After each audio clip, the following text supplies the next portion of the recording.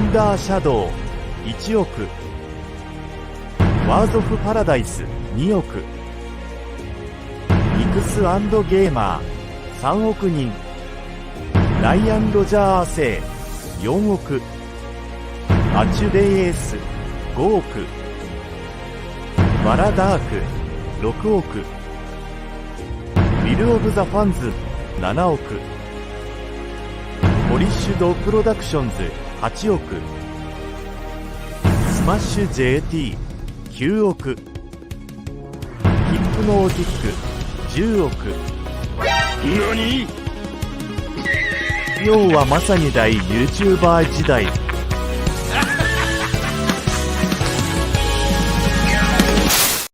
Don't watch. Turn off the TV. Go and touch grass, please, for God's sake.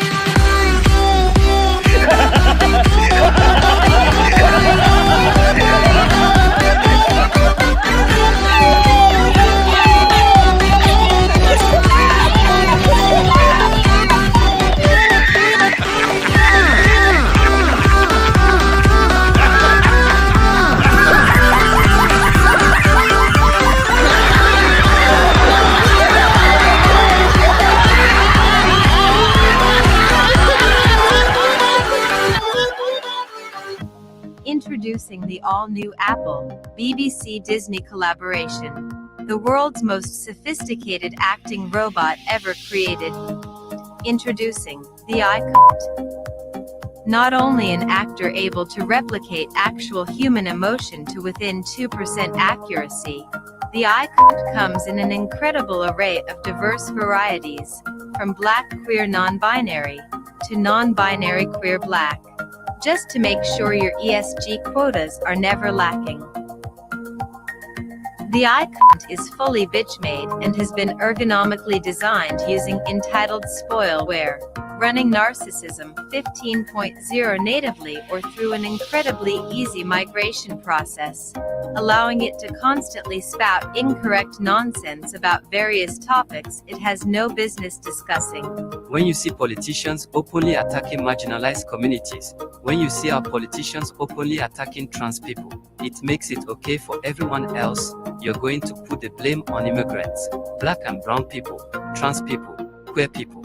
Thanks to a daily download of leftist life hacks and its inbuilt victim engine, your iCut can be totally up to date on all the latest manufactured talking points to ensure that you are just as misinformed as it is.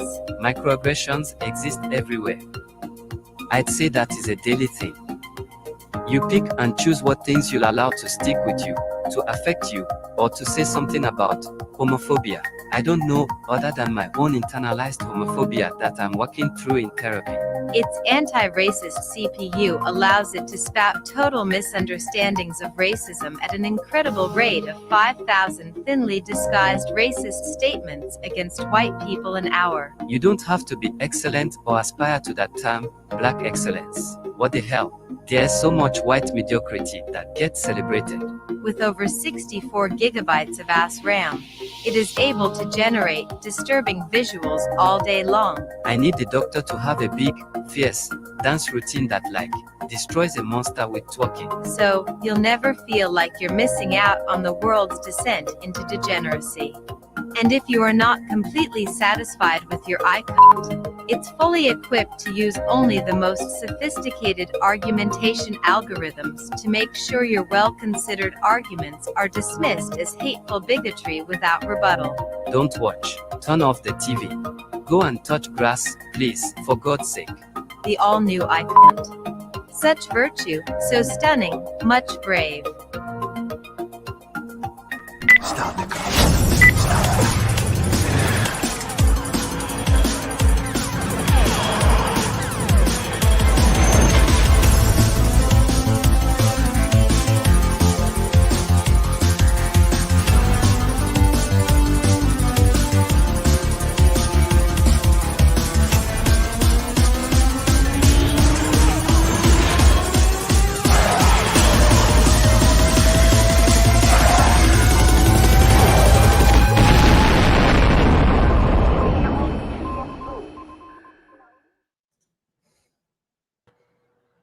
It's WhoTF Live! Ha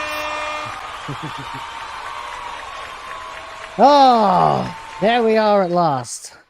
There we are at last, back for another episode of WhoTF Live, episode 9 of the show, where we discuss, dissect, and get disgusted by the deadly droppings of Doctor Who, while you folks sit and get what you need to deal with the existence of this horrendous show and tell us how you feel through the wonderful medium of chats, super chats, and apparently gifted memberships, 20 of which have just been gifted before the stream, even started by Chipmunk of Vengeance, you mad lad legend.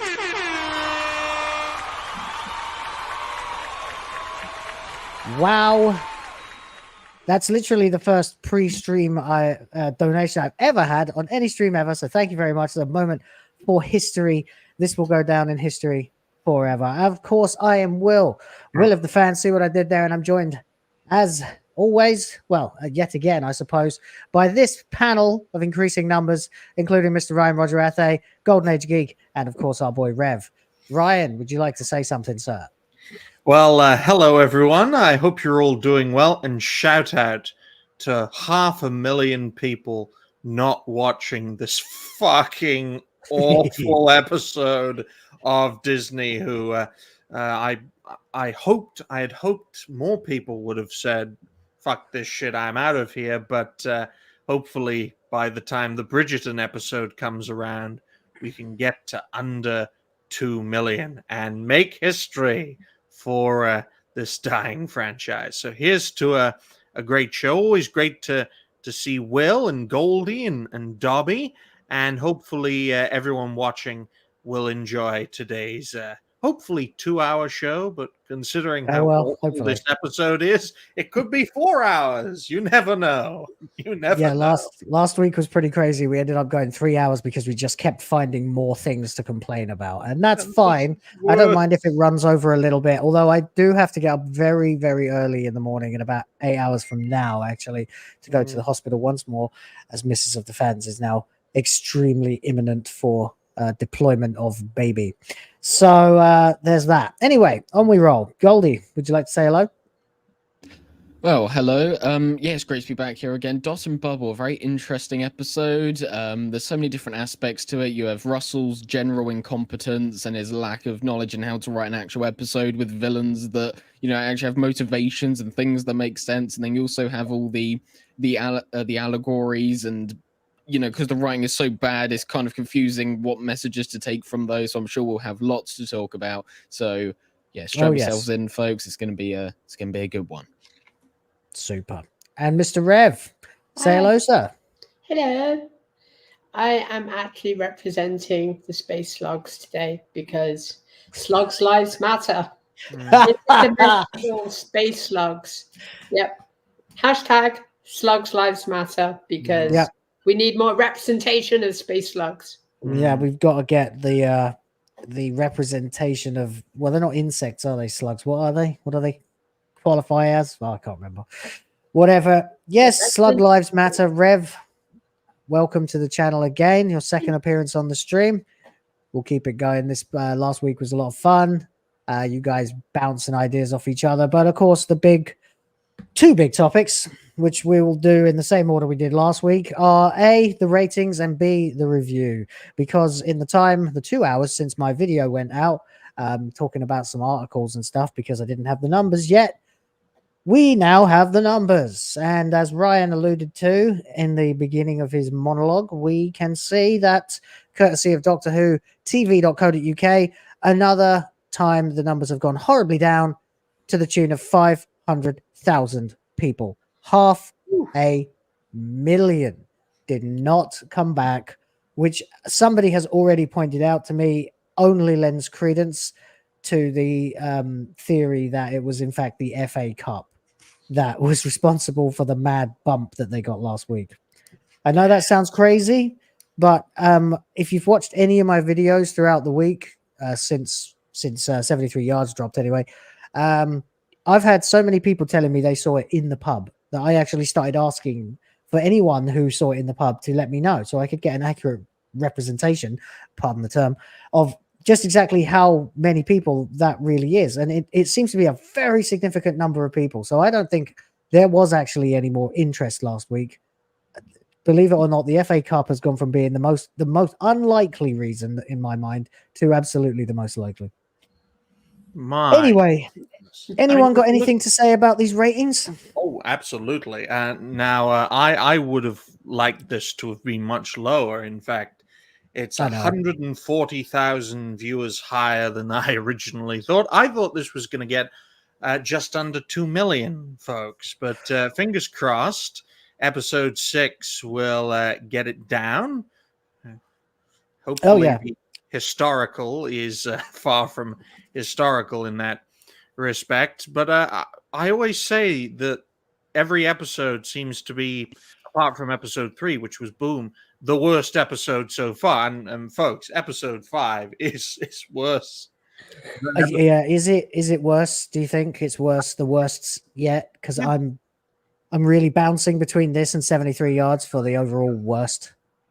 We'll get into the reasons a little later on, but this reduction in viewership, I think, is living proof that first of all, yes, the FA Cup effect can be added in, but also that a good chunk of people who stuck through Boom, managed to endure 73 yards, are like, no, I don't want to watch this again. Maybe I'll watch it in within a week, or maybe I'll watch it, on the iPlayer, but no, not overnight. This show has burnt too many bridges now, and more people left this than left Boom after Devil's Cord. So the reduction is quite significant, and hopefully the reduction continues on to episode 6. And it's a damn shame the last 2 episodes are a 2-parter, because that can usually garner a bit more interest in the show. But I do think it will drop below 2 million in the next episode, and that would be quite damning. Be a good headline. Yeah, I think so too. Does anyone have anything to add before I go on with my own theories? And Goldy, anything? Well, maybe this is relevant, maybe it's not, but I was talking to someone earlier in the week, and they managed to catch on to 73 yards. And as we've always said, the overnight for, the current episode is kind of an indictment on the previous episode. And I remember they said to me, they said, we used to watch Doctor Who about, 10 or so years ago. They said, okay, I popped it on, and I watched it, and I got into the first 5 minutes, and I thought, this does not feel like Doctor Who in any way, shape, or form. And I think that's what a lot of people are going to feel, and especially with this episode as well, because we've had last episode, which was supposed to be like a very different episode, and this one is also a very different, barely features the Doctor, but actually doing anything anyway. So I think a lot of people will just generally, if it's not because of the identity politics or anything like that, they're going to just go, this just doesn't feel like the show. I've just got no interest. So maybe that's what's going on in the minds of normies as well. So, yeah. How can you have a show that's successful when your marketing says we're going to go after white people? That's pretty much that's a very stupid sense of marketing, and the ratings have told the tale. If you go after your fans, they ain't gonna watch I saw those interviews with Russell, and the way that he frames the entire sort of revelation of the episode, it's so disgusting. He says, if you didn't look around and go, oh, everyone's white, then why didn't you do that? And it's sort of basically saying, well, maybe audience member, maybe you got, maybe you're a little racist.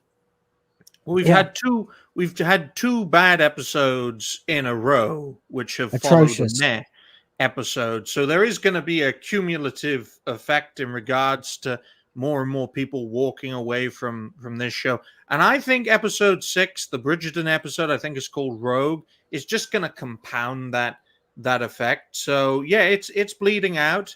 Maybe that bleed out will continue into episode 7, and then you'll get a bump for the finale in that respect. Yeah. But yeah, this show has had it, and it's a damn shame that it may not hit below 7 figures, because that would be damning, especially for a potential propaganda campaign.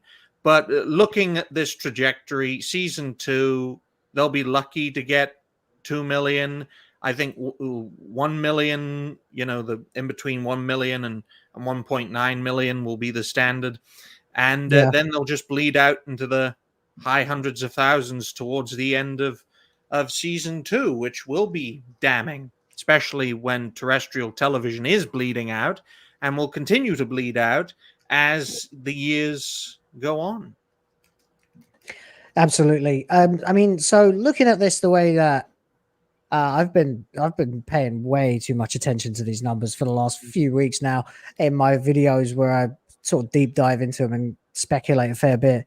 And what we can kind of see here, obviously, is that Boom got the lowest overnights ever. Again, we have to mention that it's required to mention that it was ever, and got the largest bump in +7s. So over the course of the week on any and all screens, it got like a 70-something% increase, which is the highest of any of them at all.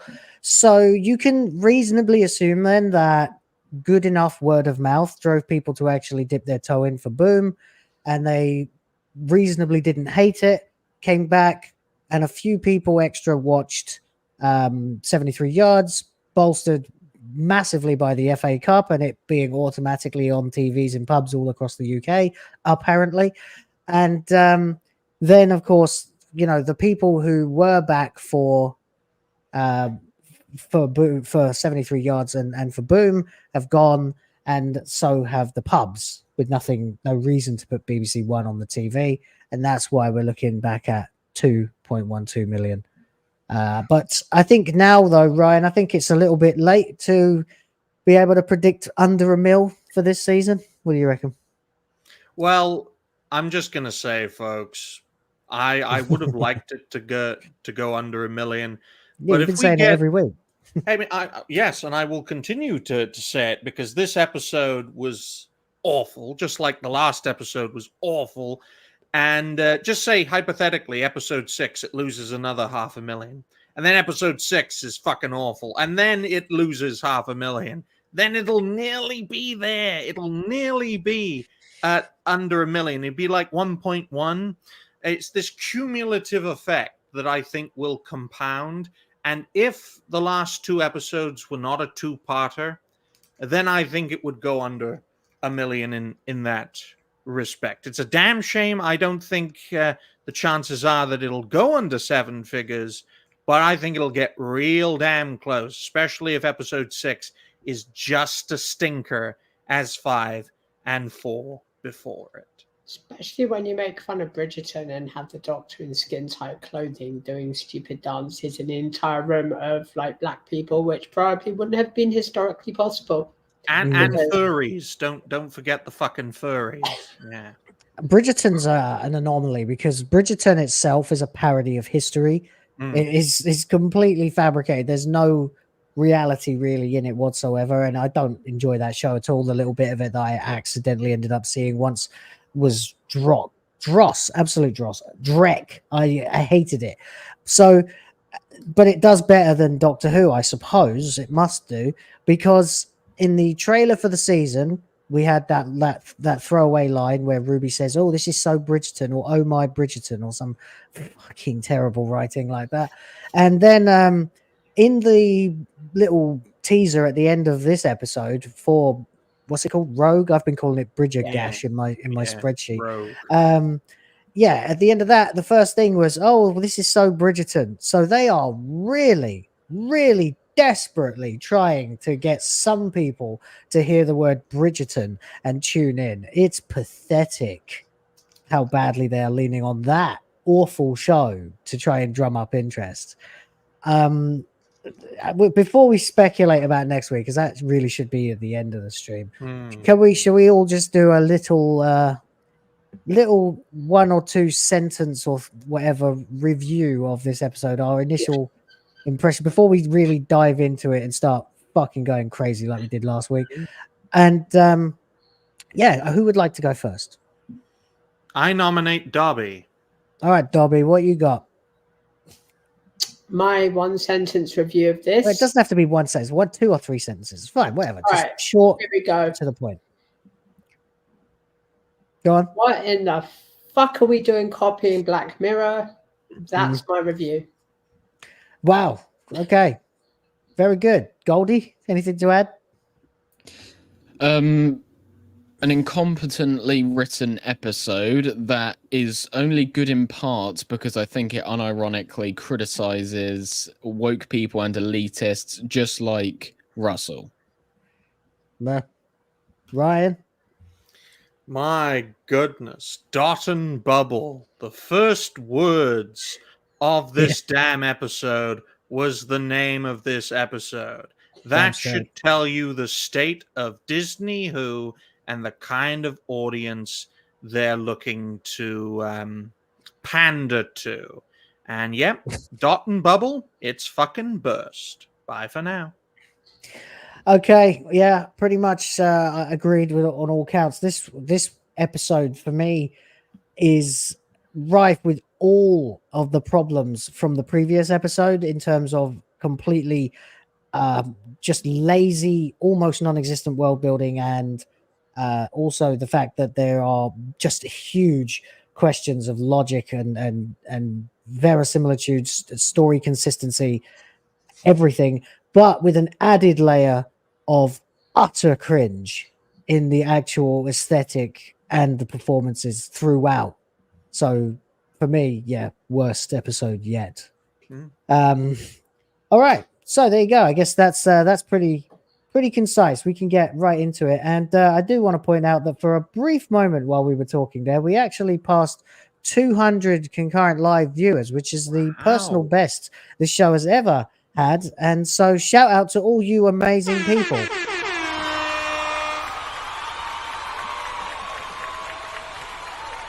I am in the process at the moment of trying to replace the air horn being used for everything with several different sounds to play for different things that go on. Case in point, Adam Rabil just having donated $20 to say good morning. Wow, that's all you want to say, sir? Well, thank you very much.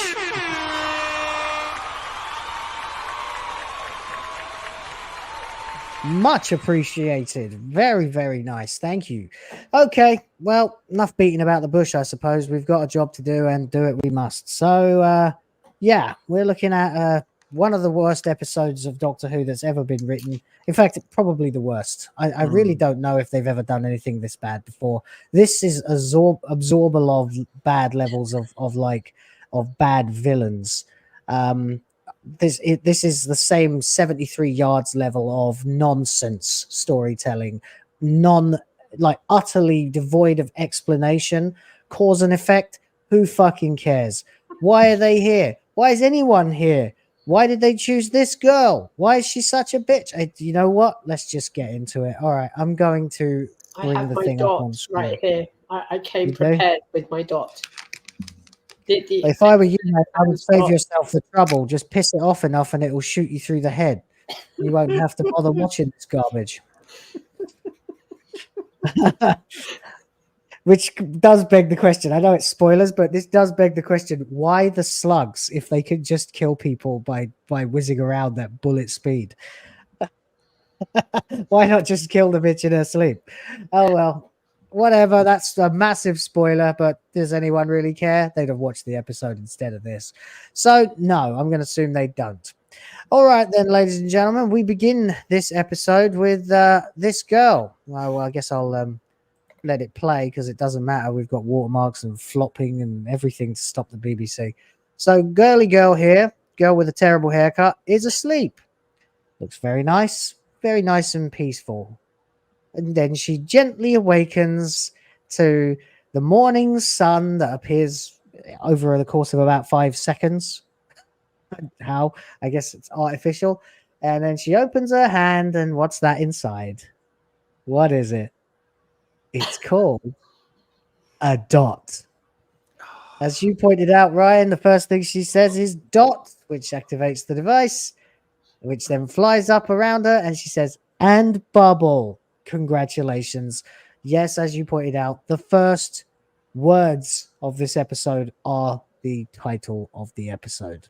You would think they'd at least make you work for it a little bit. No. Like Back to the Future, you know. But no.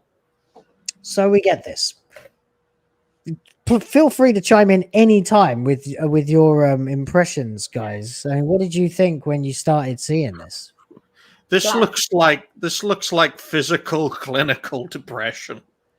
Or that's what it seems to indicate, because everything's so childish, everything's so pastel colors, everything looks so clean, but there's no cleaners to clean it, and it's just what the fuck. Yeah, I agree, completely agree. I hated the color scheme. Honestly, I felt like My Little Pony had vomited on my TV like the entire run of this episode. It was nauseating. The pastel colors, and of course, got to have trans turquoise, haven't you? Everywhere. Everywhere. I thought she was a Karen. Go on, mate. You thought what? I thought she was the ultimate Karen. You know, she's got the haircut. I was waiting for her to call the manager and be like, manager. Well, she behaves like a Karen pretty much the entire way through the episode, doesn't she? I mean, the structure of this episode, likewise with 73 yards, likewise even with Devil's Cord, which was an egregiously bad episode. The concept is sound. The execution is piss poor. Because you could have had an episode like this of a privileged class of uptight wankers living their digital dreams while a bunch of either aliens like the slugs or robots do everything for them. It could have been an allegory of our brave new world as automation takes over and as we become, more privileged. Yes, they are wankers, yeah. And they could have done it like that. And that's the reason these people are so uptight. That's the reason these people are so, elitist, is because they're above what their servants are doing. But no, they didn't do that at all. Yeah. Yeah, as you've said, there's lots of good ideas, but the way they're expanded upon just absolutely wrecks them. In terms of this opening scene, I mean, I'll come out with the opposing opinion, not just to be a contrarian, but, because it's what I think. I mean, I don't mind the pastel color scheme. Were there some sort of, subliminal messages pushed with the constant use of certain combinations of colors, of course? I don't really mind this. It looks different. It stands out. I mean, just, from the off, my first question would be like, right, so she's been asleep for however many hours and she hasn't opened her hand in any way and this hasn't fallen out or she hasn't moved, and it's the way that Russell frames all these things and sort of sets them up and the rules he applies to them are completely nonsensical. Exactly. Yeah, she doesn't have to do like anything to access her social network. She opens her hand. That is the level of utter laziness. So it gave me immediately a sense of foreboding that she didn't even have to pick anything up, and she sleeps with the bastard in her hand. Like that immediately signals to you that these people are broken levels of addicted to their technology. Well, imagine holding your phone, whether it's a brick phone or a smartphone, in your hand, sleeping all the time for 8 to 10 hours. That You'd actually break happens the fucking here. phone. You'd break that it. happens. My God, Adam, I will get to that in just a few minutes. All right, mate. Thank you. Anyway, I want to know how she can have such crap makeup the second she wakes up. That is she kind of like, is it like genetic? Is she just covered in plastic or something? Well, that's the privilege aspect. They're all done up. They're all, pampered. I mean, the setup here would have been, or the structure rather, would have been fantastic to show, this is what's coming. And, this is not the way the Doctor could have put it, because history's been changed on Earth or something. Humans are just so uptight and privileged now. And, you could have had that built as a story, a nefarious force doing this for their own purposes so that they can take over the fucking universe or something. But no. Didn't do that at all. With this scene, it's supposed to sort of set up a contrast. So we begin in this sort of utopian society where everyone looks perfect. They're all like Barbie dolls, essentially, in this Barbie Except they're land. not that pretty, are they? I don't think I saw a single person in this episode that I thought was attractive, apart from Millie. And their kryptonite is a lamppost. Yeah, apparently. Oh, we'll get to that. Where's So the moving on. rope? So immediately we've established that this thing that's surrounding her gives her all these people just popping in, just popping out of her, whatever the fuck you call this, the home screen or something. And there doesn't appear to be any function for this thing. It's not a smartphone. It doesn't do anything except apparently give you directions and give you nothing but positive reinforcement from morning till night, from waking till sleep. You have got presumably on a normal day, this thing is going to be in your face telling you how great you are. Everyone telling you how lovely and great you are all the bloody time. And nauseating. Well, this setup, folks, reminds me of a boomer trying to describe and actualize content creation and, being a social media personality without any prior contact with things such as YouTube, Twix, Twitter/X, to name but a few. It's as if this is being imposed with no understanding of the concept. I don't think it is a bit, yeah. I don't think RTD is old enough to be a boomer, but his mindset is pre-social media. It's pre-content creation. I know Doctor Who did dabble in content creation on YouTube in the early years, but it was more of a side thing than their main focus. Oh, but, absolutely, yeah. I mean, Russell is 61 years old, isn't he? He is 61. So I think that's late boomer. It's too old to be really Gen X, too young to be proper boomer. It's kind of like me. I was born right between X and Y. So he was born in 1963. He technically would be a boomer because it's 1945 to 1964. And if he's 60, if he's 61, he was born I just checked. He is 61. God damn! What's his skincare routine? I don't know, but why are you asking questions like that? Because I want to look that good at 61. I'm 24. You don't look that good now. So tell me, Ryan, you look older than Russell. There it is. There it is. Russell T. Davis's what people have theorized about him, which I'm not going to repeat on YouTube, probably uses like blood. Oh right, yeah. You think he's one of them? Okay. Well, I mean, he was very quick to jump to the defense of potential predators that might get outed by that show, Baby Reindeer. And no one was very impressed with that. So I don't know, not a clue, but I know that he's a big fan of the BBC, and I don't mean the British Broadcasting Corporation. Right? Why open with this scene? Why not open in the TARDIS? That thing? Yeah. And you have like the Doctor going, "Hey Ruby, we're going to go and see this world. I heard you like your phone or something." They could have set it up differently. Anything. There's nothing. As usual, we get nothing. We didn't even see how they were sort of stationing themselves in the TARDIS, because we don't know whether they had a dot themselves or whether it was some other piece of technology they used to sort of hack into this thing. We'll get to it. I swear. I noticed when I was reviewing this that there's a hell of a lot of like front-loaded exposition that's required, and it took me about a third of the review to get to the credit sequence. It was crazy. So we'll go through this as quick as we can. Effectively, you've got a bunch of overly brightly colored, overly made up 17 to 27-year-olds, apparently Zoomers indeed, and late millennials, if that was indeed the generation that this is, if indeed this is planet Earth or anywhere near planet Earth, if indeed this is the human race. We don't know any of that, and we never will. So just get that out of your head right away. Everybody's got a silly name. Everybody's wearing the same colors. All the turquoise. My God, the turquoise is nauseating. I hate turquoise, except when it's in a super chat, which I just saw one come in. So thank you. I'll get to that in a moment. This universe or this planet is the planet of the gays. This is the planet of the LGBTs. If they it really is. Look at this preppy douchebag, right? He's actually wearing a sweater over his polo shirt. What the? And then there's this one as well called Hoochie Pie. It says age 22. She looks about 45 to me, maybe older than that. She looks like she should be drinking down the Rover's Return.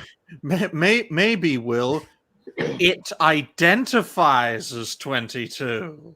Oh, yeah, could be. Yeah. Again, Yes, turquoise. More turquoise. Valerie Moon. Well, don't get used to her. And then this guy. Oh my God, that guy. You can't see him because of my watermark. So be Thank very God. grateful that you can't see him. This guy is gay incarnate. That is all he is. This is He why Wait, I've. Go on. I was This just is going to why I make a found it joke. hilarious. Oh, Go go on, Ryan. go on. No. I'll Planet make of a the joke after you Gates. make your serious statement. Go on. I was gonna say I've been reading, the comments on your review, Bowles Trek's review, and everyone, all these haters keep on saying, "Oh, well, this episode's a critique of you and people like you," and I'm thinking, but I'm we're not not like this. him. This is more No like a one. critique of the woke bastards. Exactly. This is the confusion because you said the first thing you said to me when before I even watched it was, it seems like he's turned on his own people. Like he's criticizing woke people and calling them racist. Now the thing in this is that you don't see any wokeness from these people at all. No. They're No, but a lot of the they're characteristics are the same. exactly, yeah. They exude the same personalities that you see from left-wing echo chambers that constantly reinforce each other and can't handle any kind of contrary opinion or negativity whatsoever. That is not us. That is the antithesis of us. We roast each other alive. We face the fact that this show is a dead zombie version of something we used to love. Oh, absolutely. We steer right into that crash because it's the only way that we feel that we can sufficiently mourn it or avenge it, if you like, as well. I mean, our side would never be this cringe and this gay. And the offensive joke I was going to make, folks, is look, it's Twinkie McAid's face. You can't see him, but that's what he is. My goodness, he really puts At one point, I actually thought that the twist in this was going to be like that they've all got super AIDS or something. I really did. I thought the social media thing was going to have somehow made them all sick. And yeah, that's but why the idea that this is, and yeah, spoilers, folks. If you're watching this fucking show, you need your head examined. I think by now everyone knows about the slugs. Oh, I've just found another plot twist. I can't wait till we get not a plot twist, plot hole. I can't wait till we get to that. Oh, good, good. The idea that this is a fucking white supremacist society, I mean, that doesn't like people who aren't like them is laughable. No supremacist society, and the Daleks are a great example of this, weaponizes weakness. It's all about strength, it's all about purity, and it's all about annihilating everything that wasn't you. So if they were supremacists, they wouldn't run away from Dr. WhoTF after they've been freed. They'd bloody exterminate them. And that's why the most iconic character in this franchise is literally the embodiment of that supremacist mindset that they're trying to push with these characters. And that's the big twist at the end. Oh, fuck off, Russell. So anyway, so all these useless, gormless twats are just talking to each other about how great they all are. And then one of them turns out to be offline, and you're supposed to go, oh, well, that's a bit strange. He's offline. But, oh, well, I guess it doesn't matter that much. Then the thing comes in and tells her to stand up. And you're like, what? So she does. She stands up, and you can see this just generic as hell bedroom that she has, this apartment or whatever, this pod that she lives in, like a wef puppet. This is straight out of Black Mirror in that episode. It is. This is, yeah. By this point, I don't think there's anybody alive who likes sci-fi that didn't see this and think this is Black Mirror. This is baby's first Black Mirror. Well, I've never seen Black Mirror, so. Oh, there's a lot of episodes like this. A lot. Basically, Black Mirror is a horrifyingly dark comedy series that's not really that funny, but actually really kind of harrowing to watch.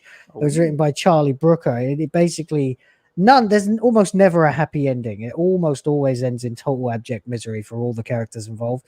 It's usually just one step away from us, some difference from us and the reality of the episode. So it'll be always because of some advanced piece of technology that provides massive convenience to them or something. It's not always about that, but in the episodes that they do that, it's very similar. Even in terms of visually, it is extremely similar to this.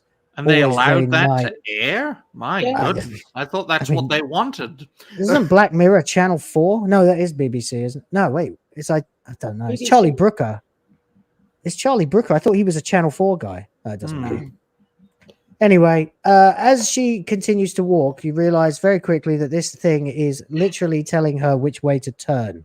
So it's on all the time, to the extent that what's the point in even decorating your room when you never actually look at it? You are always inside the bubble, always, day and night. Yeah, I know Black Mirror is Netflix now, but it began on TV. I mean, who did the floor paneling? Who put the furniture there? Yeah, and what installed the for? Glass. A plain white room would have had the same benefit for her, since she's never actually in the room. Like, she's inside the bubble in the room. She goes to the bathroom, and at this point, I think, Dr. P tells her, congratulations, you don't need to pee, and you haven't needed to pee for 3 days. What the fuck do we make of this, guys? Brought to you by Pfizer. So we're supposed to believe that being dangerously dehydrated is healthy? Not needing to pee is healthy. This is never addressed again. Absolutely no sense. It's never addressed again. It's childish humor. It's I like, thought oh my gosh. I thought that was supposed to be. I thought that was going to be like an early Chekhov's gun for later, like a thing that. Oh, actually, the fact that they're not peeing is one of the reasons they're all actually terribly ill, or something, and they've got the super AIDS. But no, again, it just had to be a throwaway line of perhaps technology has advanced so much that they've somehow altered the human system so that water there's no sort of waste. It's all sort of applied to all the different areas and it does its function without there being any waste. But we didn't get a line like that. It was just, oh, here you go, folks. How does this work? Oh, figure it out yourselves. We've got a world of Kim Jong-ils. They don't need to piss or take a shit. Yeah, no, absolutely right. So then these annoying twins, also dressed in iridescent turquoise, they tell her that there is a new upload from all of their favorite guy. This, again, you can't see him properly yet because my watermark is there by necessity. Sorry, guys. But this dude, who you can probably just about make out, kind of looks like Leslie Ash, if she was a lesbian, if you know who that is. Or Anne Hesh, or any of these elderly lesbians, but he is in fact a guy who's supposed to be 25. Why he looks like a reject Backstreet Boy, I have no idea. It's a civilization of privileged me's. Everyone looks far too old for their age. I mean, you've got an androgynous David Bowie who's subscribed by everyone. Everyone, folks. I mean, that's complete bullshit. Even Mr. Beast, who has recently become #1 on YouTube, beating T-Series, fuck you T-Series, you bastards, has got the support of 267 million subscribers.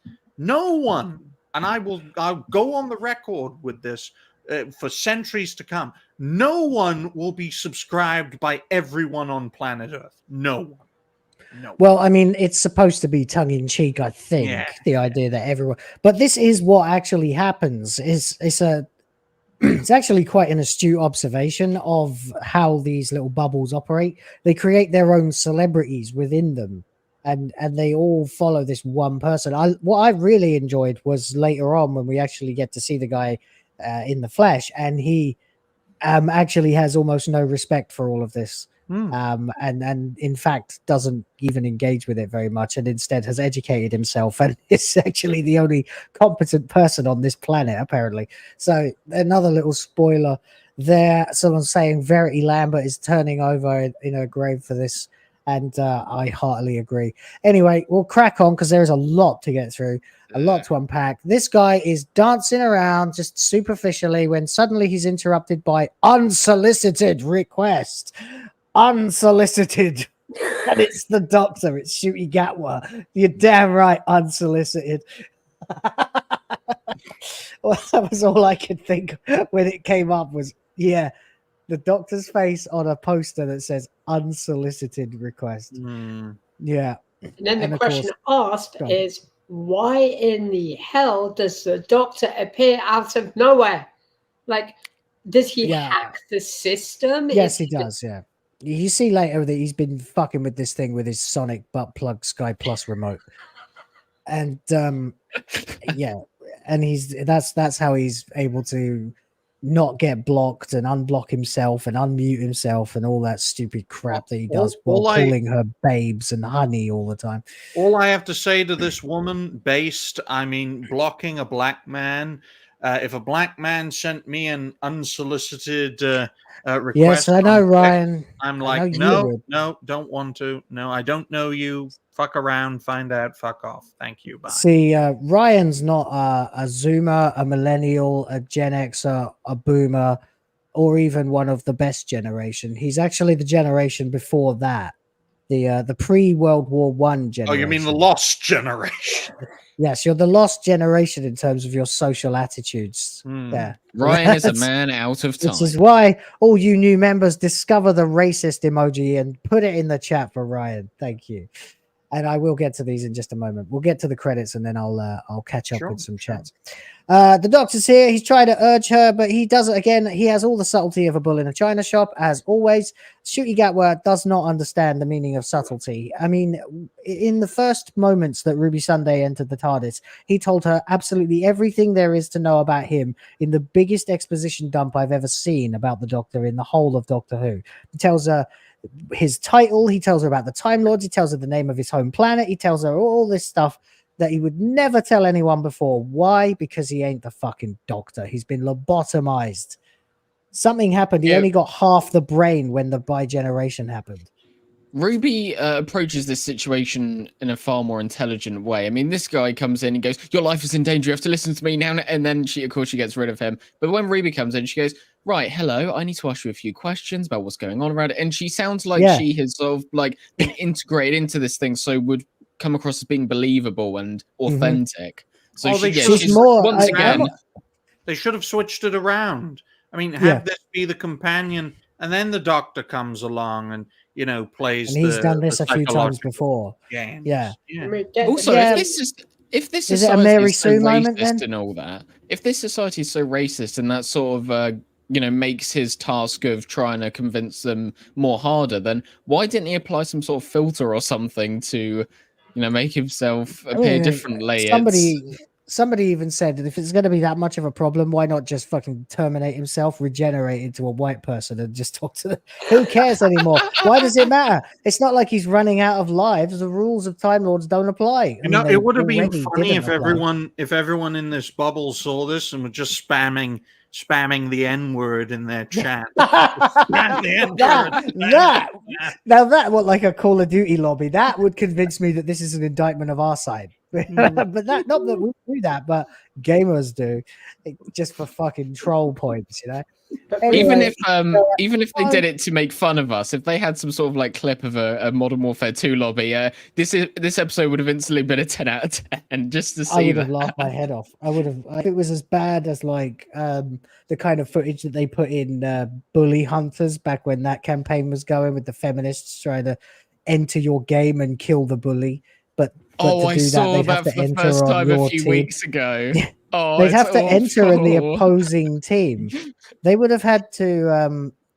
They would have had to enter the opposing team in order to kill the bully, because you can only hear the chat from your own side. So the person bullying the girl has to be on their own team, meaning the bully hunter would have to enter the opposing team, meaning they would probably end up killing the person who called them a bunch of times as well.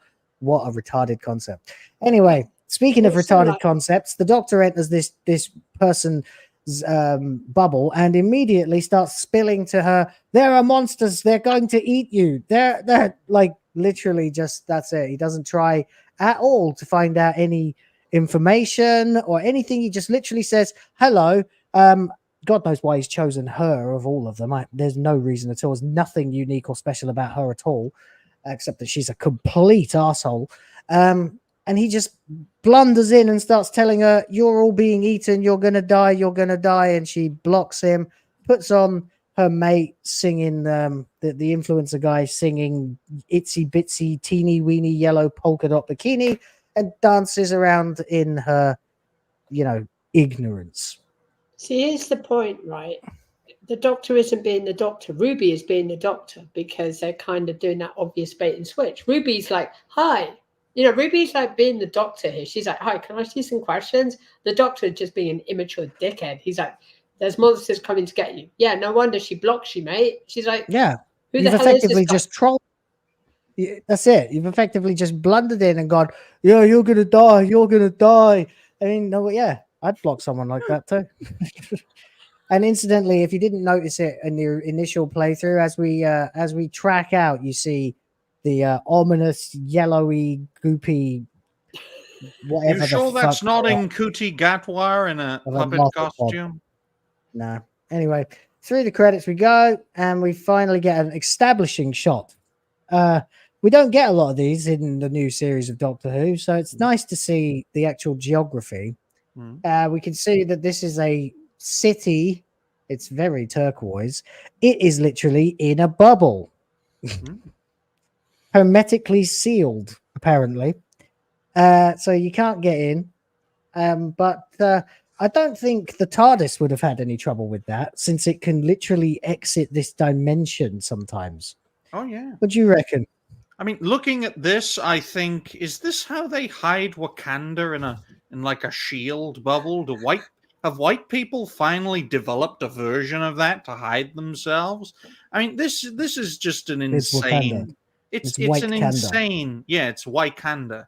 It's such an insane concept. This episode was half baked. At least it wasn't a two-parter smashed I don't think it together was in an episode. half baked. I think it's still batter sitting in a cold oven.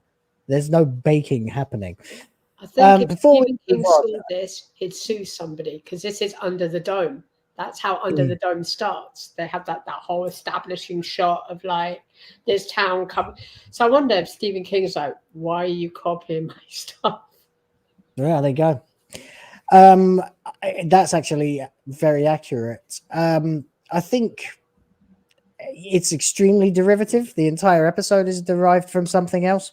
We'll get into it, but before we do, I did say after the credits I would catch up with the various outpourings of kindness that we've seen. After one $20 super chat, Adam Rabeal returns with yet another. Says, based Queen Ryan.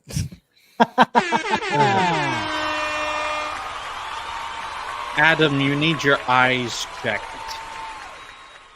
My new favorite person back again like a minute later with another one laughing emoji typed, OG typed, not actually using an emoji. Respect.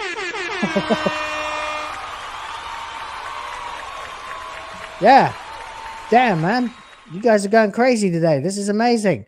Next up is Mages Guild for 5. Says singular best scene in the entire episode when this girl character walks into a giant metal pole head first twice. Did she do it twice? I think I was laughing too hard. I must have missed the second one. My God. Yeah, we'll get to that. I'm looking forward, very much looking forward to that. Thank you very much.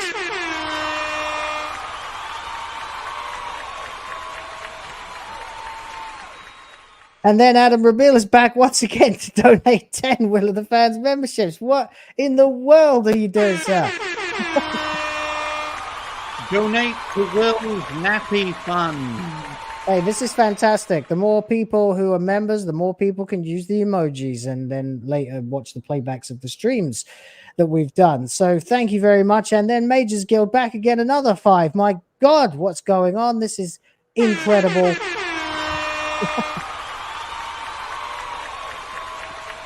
It's because I said I'm having a baby, isn't it? You guys are actually, you have no idea how helpful this will be. Anyway, Mages Guild says, I don't need my head examined. I just need more cheap alcohol. I watch this nonsense because I review it for people like Doomcock and a few others. Right. Yeah, that's pretty much the same reason I need more cheap alcohol, actually. Yeah. Watching this, reviewing it to make sure that other people don't have to suffer through it. But it's my pleasure. And all of you guys, you make it so worth it. The some of the comments I see, it's a wonderful thing. You guys rock. All right, moving on, and we are back now. We're in this stupid city, and it's all very nice under the dome. And you see very quickly that this is sort of you get this far down the shot, still looks very futuristica, and then when you get to the bottom, it is very clearly just a student village. This is like a university ground. That's literally what it is. Oh, absolutely. You know what I mean? You could see the transition as well from the CGI to the practical buildings. It's as clear as day when they do Yeah. that arc shot. Yeah, they've tried to fudge it by having the guy's image, like the weather guy or whatever it is, giving updates of the news. Why you would do that though, when in a world where every single person is walking around with a bubble over their head? You can see one here. And there's a There's our dome. girl here and here. What's the point in all of this nice decoration when every single person is using the bubble? Was there a time when they didn't use the bubble? Don't know. Fucking hell. What's the point in having a weather report when you're living in a dome? I don't know. Was it a weather report? Was it weather or traffic or something? I can't remember. It was something that now that I think about it, yeah, it has no purpose at all. Its only purpose was to cover the fucking transition from CGI to practical. I mean, this episode is so forgettable that even small faults like that are just, brushed under the carpet, because this episode is god awful. We don't know who the antagonist is, and we don't know what the motivation is, which is why I say that this episode, likewise with the last one, was half-baked. Yeah, I mean, I made a joke that it's barely baked at all, but yeah, I know what you mean. It is extremely half-baked. Let's crack on, because we're already approaching the hour mark, and we're only a couple of minutes into this. Right. So we get more bollocks from Blake Very Gay. His name is Very Blue, but I'm going to call him Very Gay because that is what he is. More people chatting rubbish while she gets directions on which way to turn and which way to walk. And I can't remember what they're talking about at this point. Can anybody? I think it's all just bollocks, banal chit-chat shit about how great they all look and how wonderful they are. And look at these ridiculous, over-the-top facial expressions. And look at her eyes as well. This is something I wanted to. The makeup's hideous. I just remember this in several scenes like this. Her eyes, the black bits in the middle, sometimes they're really, really small.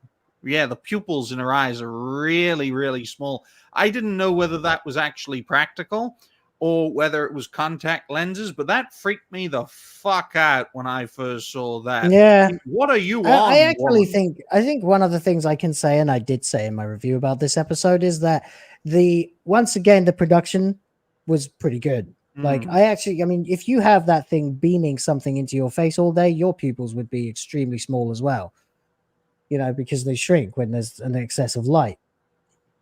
Anyway, they're all talking bollocks. Hoochie Pie is blowing a trumpet for no reason. Maybe she's a secret MAGA supporter or something. That's how she got the job role. Yeah. She blew anyway, the right trumpet. As she is walking past, we see somebody's feet on the ground and they get dragged away. And we cut to our girl working in the office. Sorry, go on. How could she not notice somebody just be... Like, she just walked past a body, completely oblivious to the fact there's a body less than a centimeter next to her. Well, the idea is that the dot is, well, the dot and the bubble that it creates is sort of in coalition with all the things that the slugs are doing. So it can see all the horrible stuff, but it filters it out so the people inside of the bubble don't sort of recognize it. Yeah. Although they never actually expressly say that it's filtering it, do they? I think that well, yeah. No, they do. Ncuti at one point says, well, perhaps, yeah, because they question throughout the episode, why can't the dot see all this stuff, all the slugs? And then he goes, oh, perhaps they can, and it's sort of preventing people from seeing it. Yeah. Yes, he does actually. You're right. Yeah. What we do know is that it is preventing people from walking into the path of the slugs. In the biggest conceit of the whole fucking episode, really, in terms of the actual danger level that these things actually pose to the main characters. They literally would not be able to kill these people if these people were not being guided directly into them by their dots, as we'll get into. So she's at work. There's a stupid line about how they work 2 hours a day and it's exhausting. And suddenly, again, it too, Russell. Like, whose side are you on? Now you're having, like, you're making cheap digs at those pathetic day in the life of a Twitter employee videos that we used to see before Musk shit in their cereal, you know. I think this is an example of in RTD's boomer-laced mind as an agent of the entertainment establishment. All alternatives are the opposition. Digital media as a whole is the opposition, despite the fact that he's working with a few groups, Disney and Sony, who are making their names in the digital sphere, because his bread and butter is BBC terrestrial television in that respect. So I think this is an attack on alternative media as a whole, whether it's progressive or whether it's nationalistic, for lack of a better term. And that would be weird too, considering how proudly he touts this new deal they've got with Disney. It's very strange. I don't get it. But it was explained that the last episode was recorded in early 2022. So the schedule for this damn show, like all of Doctor Who, has been absolutely mental, and circumstances do change over time. No wonder this season doesn't make any sense, because the arm doesn't know what the brain is doing more than the brain knows what the arm is doing. Yeah, no, there's no through line at all. Still, we haven't got a clue what's going on with the Doctor or Millie for this point, because they just keep appearing in these little screens. And finally, we get Ruby Sunday does appear on the screen and has a much better attempt at communicating with this girl whose name is Lindy Pepperbean. For fuck's Lindy Flicksbean. Nah, she doesn't. She doesn't need to. She gets all her dopamine from this fucking thing.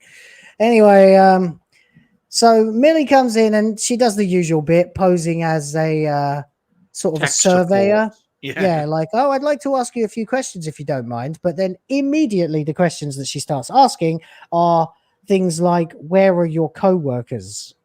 You're at work right now, yes? Yes, we work 2 hours, 2 long hours, and then we party. Because, God, the vacuous, millennial-esque sort of Zoomer-esque concept of work for 2 hours being actual hard graft. That's madness. I mean, someone saying here, Kitty Roo says it's better than Space Babies. I really don't know. Fuck me. At least Space Babies had an antagonist. At least Space Babies had a coherent storyline, an objective. You know, this is the problem. Here's the solution. Be the change you want to see. We don't know how long until who had 1 hour 2 minutes for the first time. Ryan says one of his catchphrases. Be quiet, Will. The point is, Space Babies and Devil's Cord, yes, they're fucking awful episodes, but they have a story. They have a bad guy. They have a payoff. Doesn't matter if the payoff is whoop-de-doo or fucking screw you. They have a payoff. Yeah, there is a payoff. With 73 yards and with Dot and Bubble, there's no fucking opposition. Where's the bad guy? Where's the villain? Where's the structure for a story? Yeah, fair enough.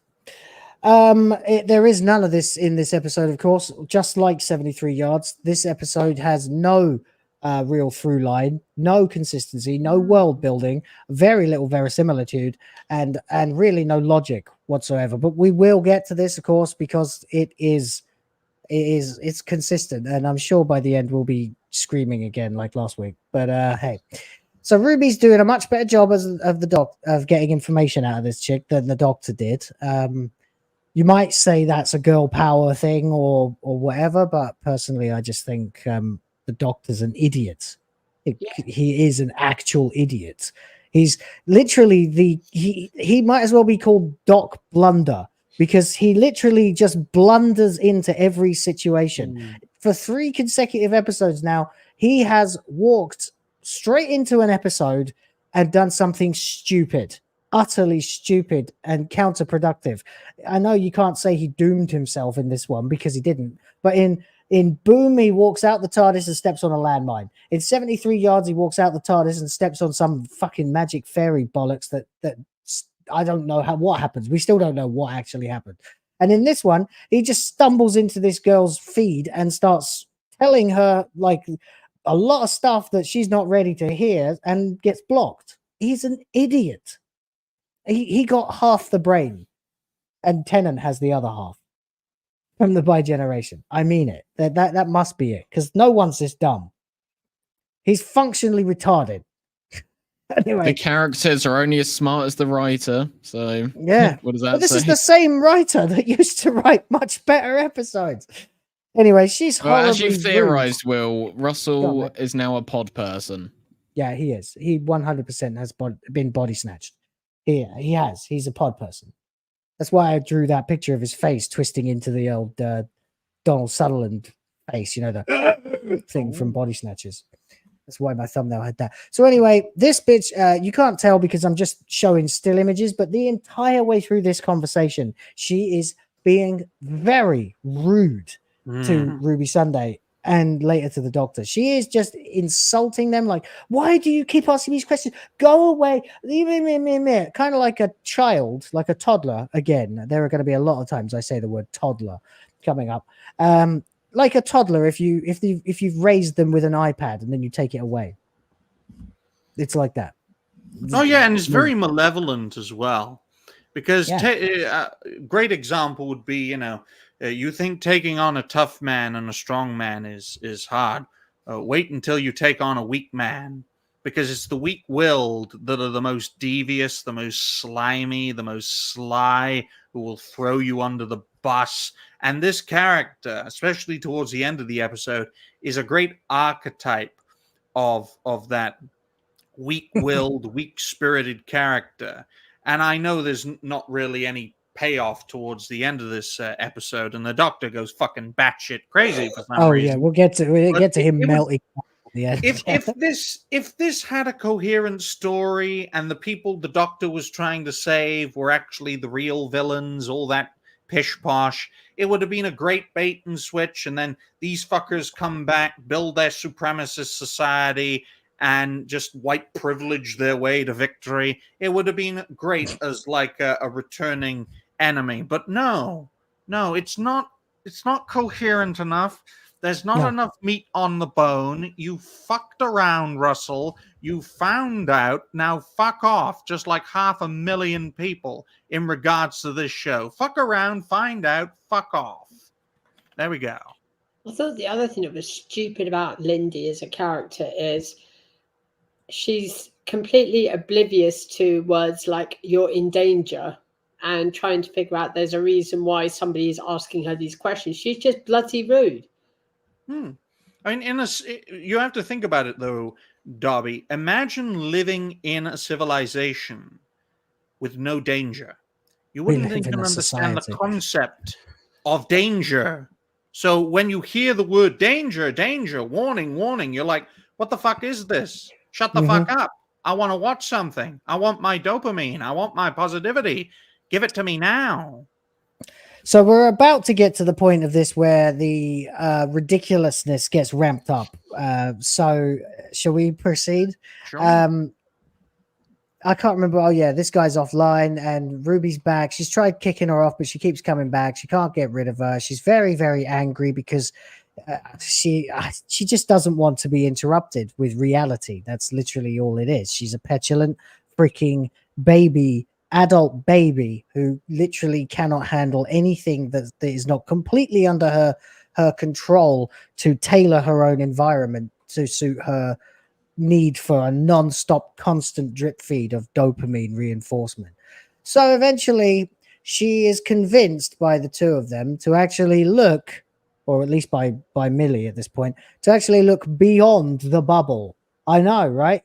What an amazing concept. No one's ever done this before. You've never just looked through the only semi-opaque bubble and to see what else is in the room with you. So wait, if I'm getting this right, if I'm following their logic, Dr. P said that she hasn't needed to pee in 3 days. And if she always has this bubble over her and she's never really seen her surroundings, and in those previous 3 days she went for a pee, then was she online and everyone could see her when she was peeing? I think do they eat? Well, we don't see them eat. That's the question. You know those pop-ups you see? I think they're just avatars. in all honesty, because she gets up like from bed and has this fucking device on, and everyone's prim and proper. Everyone looks prim and proper. But then you do see them in the flesh later, and they're dressed exactly the same. Yeah. And you see Lindy's avatar or in a list later, and she looks exactly the same. So I guess they not, come out of but- nowhere as well. It's not as if they were rescued. How did they escape the bubble? How did they get guided? How did they learn how to fucking walk? Exactly. That's what I was Boys, going I tell you what, That's what I all you was going guys to in bring the up. chat, show some love. We see the tell you main what, this character like struggling to walk, but these other people, they're just still, you know, happy just prancing around like there's no issue. Yeah. This is Russell T Davies. He's like, yep, story doesn't have to make sense. Some people are perfectly fine, but this character is a complete nonce. Yeah, show some love in the chat for 4 guys desperately trying to dissect this in good faith. The reason they can walk, we're being very they've white nice, aren't we? privilege. Yes, they can walk. Fucking hell, whatever. Anyway, the point is, you they, need to have faith to watch this fucking show and not lose your mind, folks. as you may have noticed, there is no one in the room. There is no one in the room because they are not alive anymore. And she starts to notice, but there's a weird thing here where it's like it's absolutely mandatory. There are no sick days. If you have to work your 2 hours, you will be there to work. No matter what, you will do it. It's also the only way they can charge their dots. So they're incentivized to go to work for the 2 hours that they have to, which they spend on their dots socializing while touching this gamepad shaped panel. And apparently that is doing what is it? Substack data processing. Yeah. What does that mean? No bloody clue. But Bollocks, Russell T that's Davies what is it like, means. don't need to think. It's just generic pish that like she can say is her job. It's like being a consultant at Twitter. What do you do? Oh, I get massages and go to meetings. Meetings about what? Oh, I don't know. You know, I'm just on my way to the cafe to get another latte. Fuck off. Could you just think about the idea that they all work in IT and they're all doing tech support for each other. They're just making work for each other to ensure that the system keeps on going and keeps on growing and never ever stops. Mm. I'm And then surprised those there is things no must diversity charge. here, because if they're working in tech support, surely there should be some Indians there. Yeah. What do you think the Welcome slugs to are, Fine Time. Goldy? Welcome to Phone Time.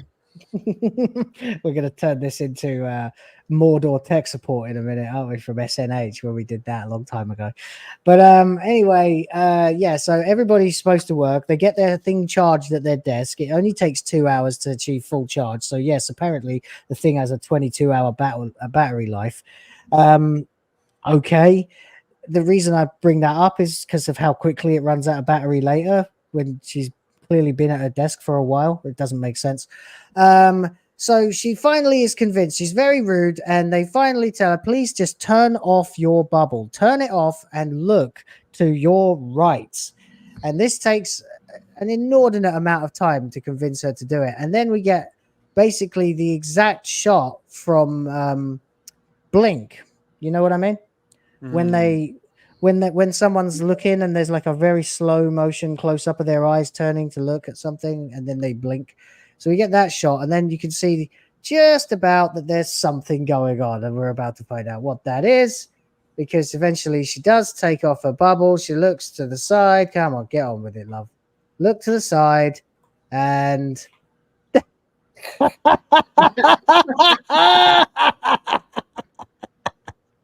there is a person being eaten right next to her at her desk. Just there. Just next to her. A giant slug. I I'm want to sorry. know how in the hell the person next to her didn't say anything or speak or yell as they're just being fucking eaten. I know. Was it already going on when she got to her desk? Is that why? Like, it was just there already eating the person? Maybe. I'm not writing the script for Russell, so I have no idea. Poor slug, man, because it this actually thing- looks like a decent design for like an alien in the background. Yeah, I saw some people said that the CGI looked shit. I don't think so. I think apparently it's a blend of a prop and CGI. So So, which by the way is the correct way to use CGI. I think we can all agree these days the best visual effects that you get are a blend of physical and CGI. I gotta say though, if this was a Weeping Angels episode, it would have been far better. Yeah, because the fucking they'd all be dead. They'd all be dead. Yeah, in an instant. Mm. Instantly, they'd all be dead because they wouldn't be looking where they are ever. And that's the only defense you have against the Weeping Angels is to look at them. If you're never looking at anything except for something that's 6 inches in front of your face. but then you have to ask, how in the hell did the slug get in to the office? Did somebody just open a door going, "Hi, I know. Mr. Slug, come on in"? I know. Those slugs use all of their power, so they're like moving at like 10 meters per fucking hour or something. I know. And They're Well, to be super fair, slow. I think all the doors are automated. Mm. Yeah, probably. Yeah, like Star Trek or whatever. And that Instantly, slug is there is moving one at- joke that Well, made me the- laugh for real. Like, Go on. actually made me laugh was when Go on. Dr. P returns and pops up and says, "Terribly sorry to interrupt you, but your need to urinate has skyrocketed." I just thought, you know what? That's actually not bad. Well done. That's. I mean, the quite funny. concept of these slugs is well, very impressive from my perspective. As the character design looks adequate, and if they had a motivation of we need to eat, we need to survive on this place, we don't know how we got here, so we're going to use all our power, all of our energy to try and get these bastard humans and eat them, that would have been a good enough motivation. But no, they don't flesh it out at all. They're refugees. I mean, I don't even know what Dr. P is. Is it another person, or is it a bot? Like, We don't what is it? know. You can't tell. Well, It's also whatever, kind of maybe that's- creepy because, like, it's a guy and Yeah. he's telling a woman, like, you're urged. It's like, what was Russell thinking? I don't know. I don't know what he was thinking. I don't think he was thinking. I think he was high. I do.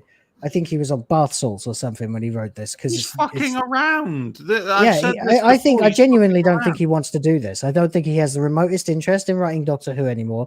He wants to write other things, and he's trying to turn Doctor Who into those things that he wants to write. But the problem is that there's no tonal consistency in any of his writing either. So whatever he's trying to write is totally different every week. He's probably trying to write enough episodes of Disney Who to destroy the franchise so he can move on to something that he actually wants to do. Which would just be another show about being gay. Hmm. Because that is literally all he's famous for, apart from Doctor Who, is the first show he wrote in '99, Queer as Folk. No prizes for guessing what that's about. And then there's another one that he wrote recently before he came back to Doctor Who, which was about AIDS. Well, So- I gotta say, a great Netflix series would be Rainbow Rwanda. Russell T. Davis and Ncuti Gatwa spreading gayness in Rwanda, and then starting another one of those things. Maybe I this would, is where I the would slugs very come much like from. to see Ncuti go back to Rwanda and try and convince everybody that his lifestyle isn't insane. And then the bad guys are like Ugandans, because Uganda is closer. And you'd have like Simon Kagwa and Martin Semper going, "Why are you gay?" And then showing Why are fucking you gay? bananas and aubergines and things at him. Yeah. Why are you gay? Hmm. Why are you running? Why are you running? Why are you running? Yeah, we it'd don't be a have good time for chase that. scene. It would be a good chase scene. The Doctor running away from a pack of Uganda Knuckleses. Well, that's all this Knuckleses. Doctor can do, isn't it? All he can do is fuck up, cry, and run away. Because Anyway, he so feels- she's back in her bubble, and instead of listening to Ruby, she she kicks her away again and brings back I don't fucking know what name I can call this guy. Hawaiian shirt wearing, hyper colored lesbian Androgynous David Bowie. David Bowie. Yeah, but he's got man boobs. Anyway, and once again, it's itsy bitsy teeny weeny, and we're supposed to have this dramatic moment where she's shedding a single tear as she's singing fucking Yellow Polka Dot Bikini.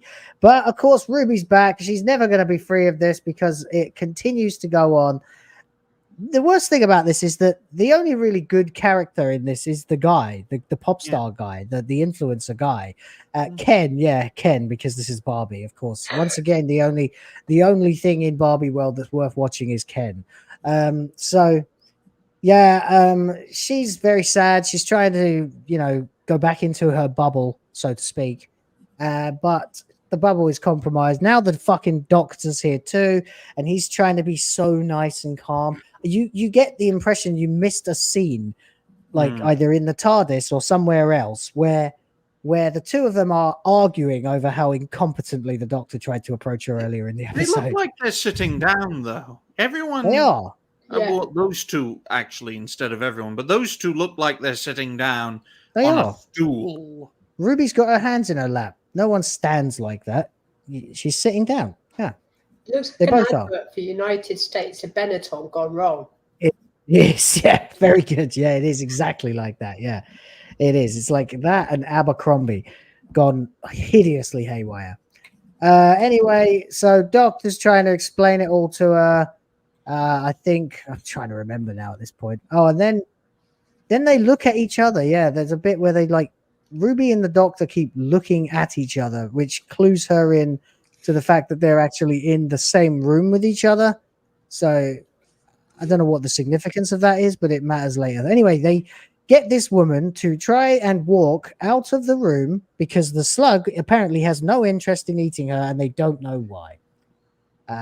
She attempts to had lunch. I'm That's just why. going to have to play this. If we get demonetized, I don't give a fuck. Plenty of people have very kindly made sure that's not much of an issue anymore in this chat, this stream. So let's just play it. Fuck it. So she now tries to walk. She manages to pull off a strafe, but takes one step and bang, walks into a desk. That's right, folks. These people are so completely inept at being human beings, thanks to this bubble. They can't walk any better than a toddler. Discuss. One small step for man, one giant leap in retardation. She's terrified, but she does it again. She cannot walk, people. She cannot walk. It's like she's got one a thing magnet. I'm confused about is that if they get sent to this place from the ages of 17 to 27, then did they not learn to walk before then? But then we do see the homeworld, and that's full of slugs and all that. So do all the people in the homeworld have this dot and bubble as well? And if what is the point of them being sent to this place? It's all very vague, and it doesn't make sense. It feels like Russell put together a string of events and then thought, right, okay, but how can I explain the reason for this happening? Okay, we'll put them here, and then everyone else comes from here, and it doesn't really make sense. There's no reason. Yes, absolutely right. It's a bunch of random ideas strung together, tied together with string, and none of it makes any fucking sense. Sorry. I like the idea that the office, wherever the hell she is, there's just no decorations. It's a bit like Russell went, okay, yeah, we're going to put a table over there, we're going to put a chair here, and guess what? You're going to walk into both, and no damage to any furniture or anything. And I mean, she doesn't even break her nose later when she walks straight into a lamppost. And that is a big ass nose. You haven't been able to see it mostly because of my watermark and the way that the episode is shot. But yeah, it's not an insignificant schnoz. Will, I'm going to let you in on a little secret here, as well as everyone else here. I have walked into a lamppost once in my life. Thankfully, I did not break my nose because that would have been very embarrassing. But it did happen. I was well, it's very embarrassing. But I did walk into a lamppost, and I was startled for a moment. Thankfully, no one saw. And it's all right. This is a safe space. If you'd said this on SNH, you'd be getting roasted alive right now. But I got a mate who, when we were kids, he walked straight into a lamppost and knocked himself out. So that wasn't very pleasant, having to get another couple of kids to help me drag him back to his house. I think it was because it was on my forehead, and it is the thickest part of my massive head, so that may have helped. Right.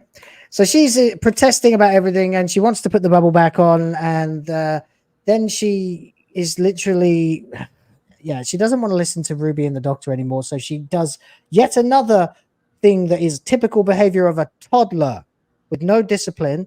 She covers her ears and basically goes, la, la, la, la, la, stop talking. That was a great Sam Smith song, Will. La, la, la, la, la, la, la, la, la, la, la, la. There are no great Sam Smith songs. Okay, knowing the way this shit is going, we're going to have Sam Smith as the next Doctor.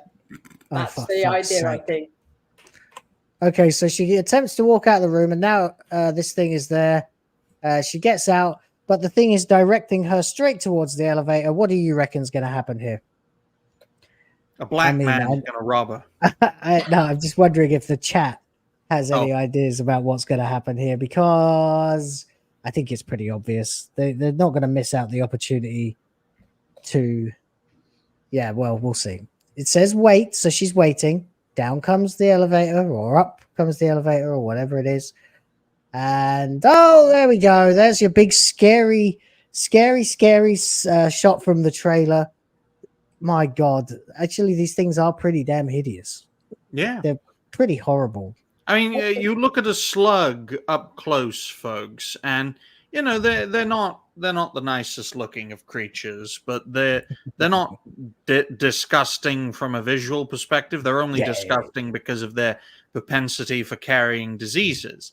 But this monster up close, especially with the I said it looked like a cockroach when I first saw it. It's like a mix of a slug, a cockroach, and a gigantic mouth, like a vagina. Yeah, it's a vagina cockroach slug. I think Bolstrek said in his review that it looked like lady parts or something.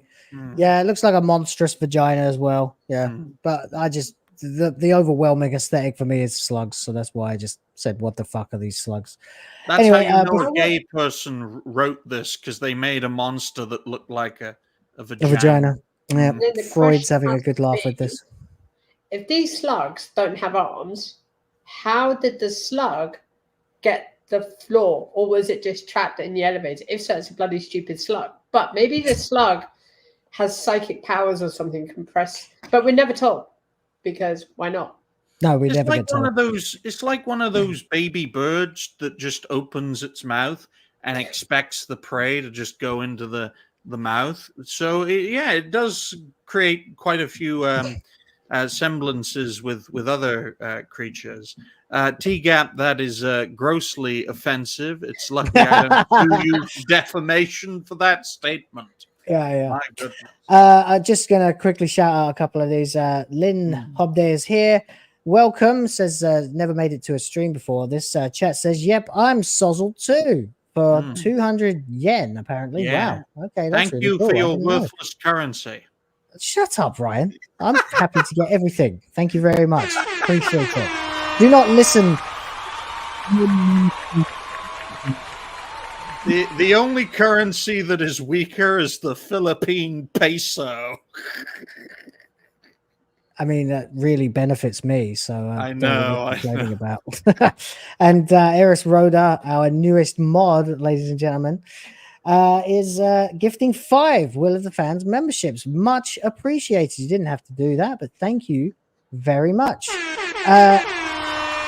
It is at this point I need to point out to you guys that we're at 1.5 hours nearly out of what's supposed to be a 2-hour stream, and we are how far? This far through the episode. Fuck me, it's going to be a 4-hour show, folks.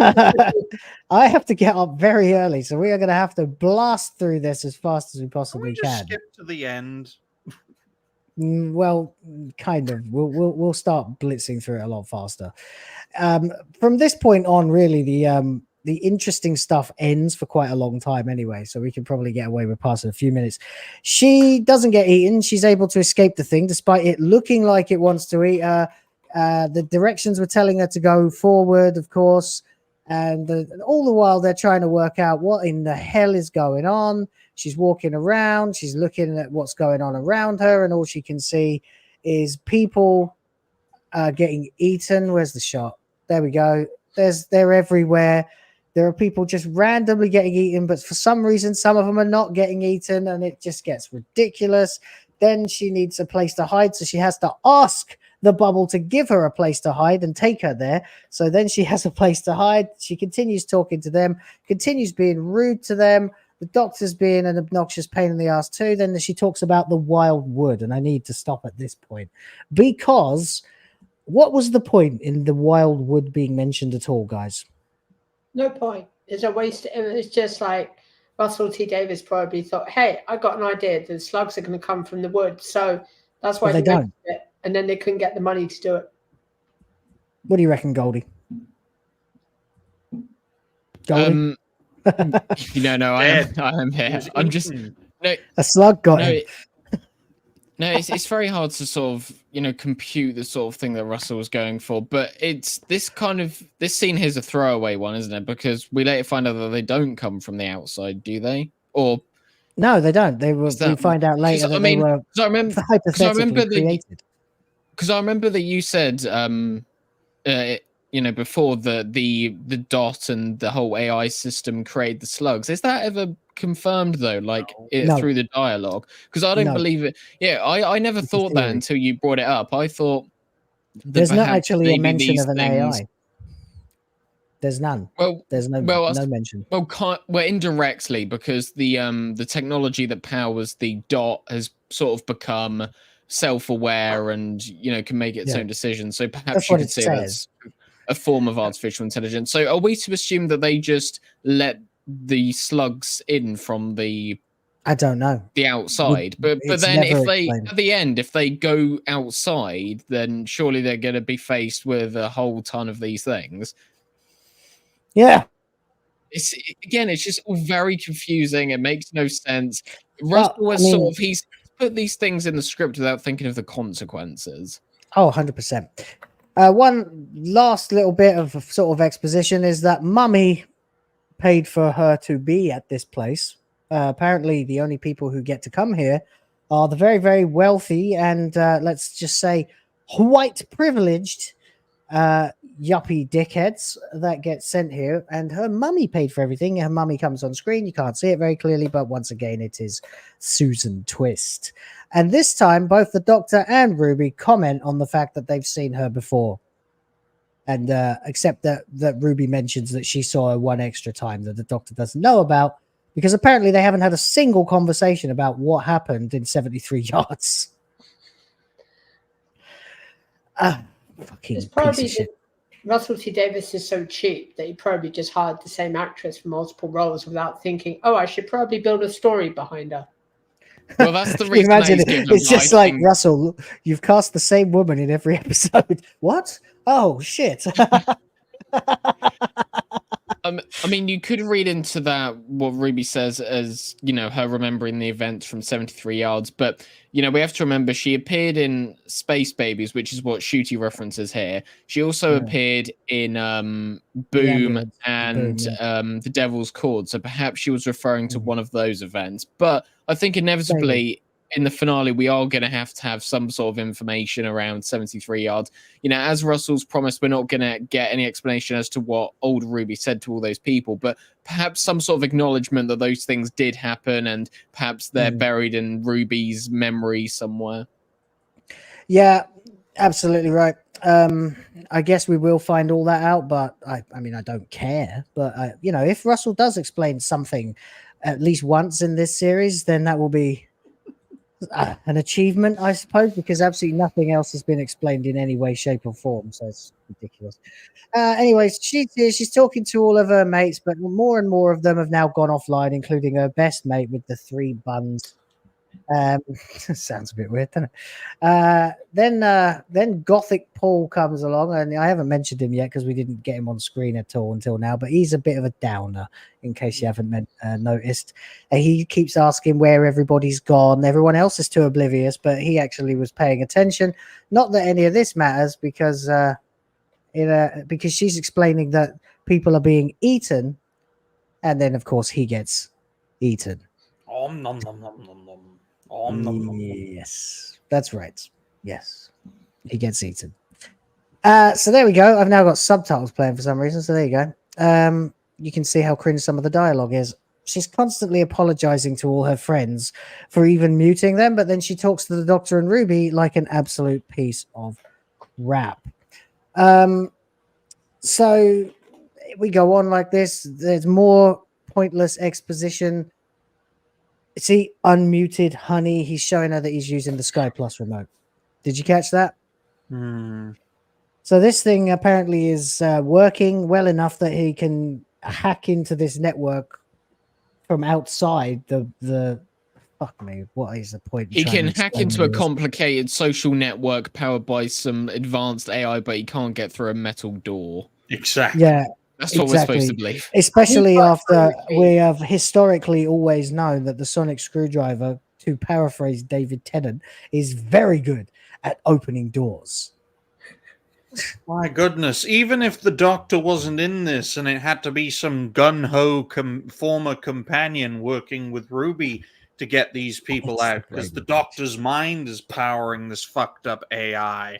I mean, the gun-ho companion could have been like, yeah, let's blow up the fucking door and shoot these slugs dead. You know, the gun-ho anti-Doctor like figure who isn't a Time Lord. That sort of What thing. would have been a far more interesting episode is perhaps Ruby and the Doctor are undercover within this little bubble thing. And apart from, you know, instead of just some like generic social commentary on, you know, social media and things like that, perhaps there's something in the technology which sort of hacks into your mind and it makes you part of this like cult, and the Doctor has to, you know, experience Ruby go from being his undercover partner to being fully on board and integrated within this piece of technology. And that's very devastating. He has to do something about that. That would have been far more interesting.